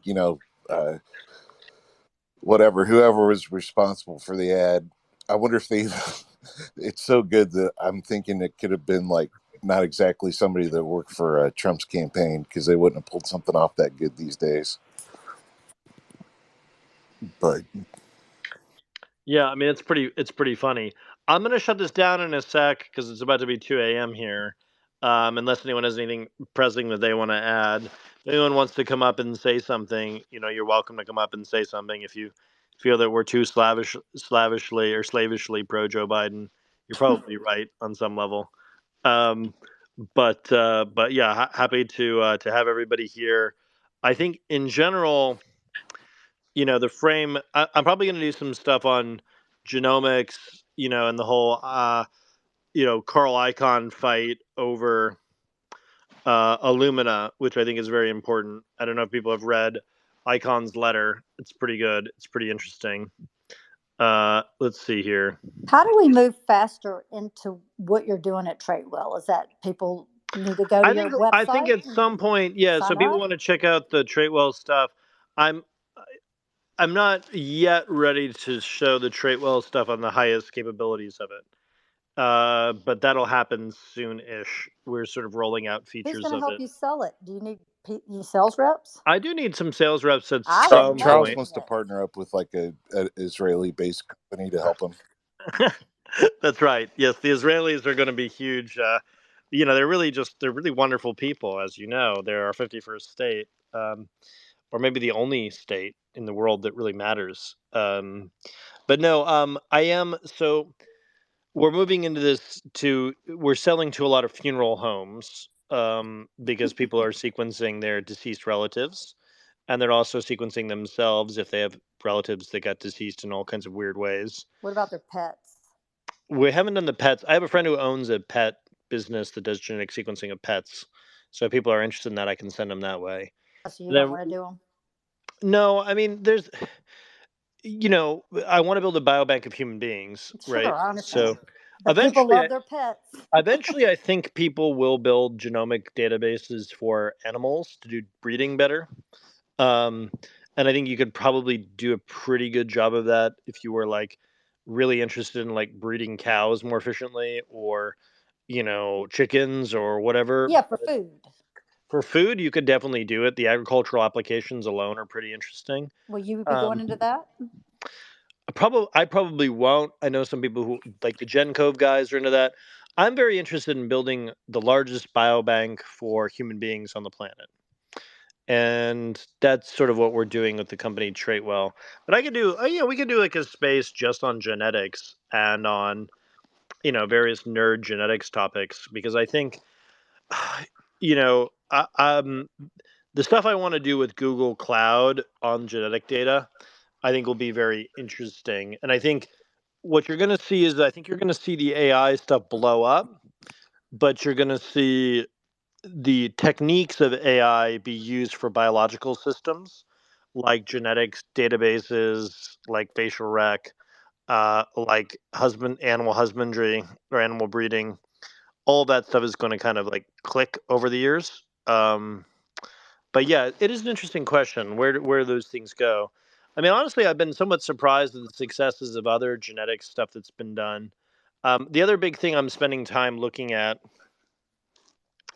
is I'm spending a lot of time on the satellite stuff, cleaning that up still with the government, because there's a lot of work there. And then obviously, if Illumina is taken over by Icon, if Icon successfully gets rid of Francis D'Souza and John Thompson, remember, John Thompson was like the black guy who was at Symantec, and then he was on the board of Microsoft. Mm-hmm. And then he ultimately ended up on the board of Illumina as the chairman. And he was blocked during the Obama presidency. So Obama was like pretty pro-Chinese. And John Thompson was blocked during the Obama presidency from being being at the Commerce Department. But I thought Okay, he's bad. No? he's very bad. Okay. So Thompson is very, very bad, but he is on the board of Illumina, and he was in favor of the Grail deal. And there's like all sorts of weird stuff on the Grail deal. I'll share the Icon letter, and maybe what we'll do is we'll talk about this next time, so people have it, they can read it, they can think on it. But I did find that Grail stuff in their divorce for you, and the Yes, crypto. there's definitely a lot of the Grail stuff in the divorce, but this is what I want. I want the full divorce records, which apparently Those I think weren't yet? Icon has. No, there's some stuff out there that's like the précis of their divorce, but it's not the full divorce. Like, I want the full, all aspects of it, all the way down, kind of thing. Let's see here. Where is did I tweet That's this? 76 pages. That's a lot. No, there's more stuff apparently. Huh. There's more stuff than just in the 76 pages.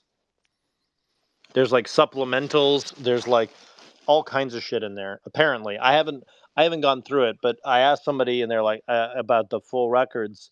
And yeah, it's a long divorce, obviously 76 pages, but there's apparently even more stuff than just the stuff that's there.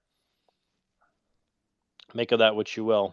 But already, I'm going to call it a night. I know Tom has sort of stepped off, and so always good to have you. Dana, always good to have everybody here.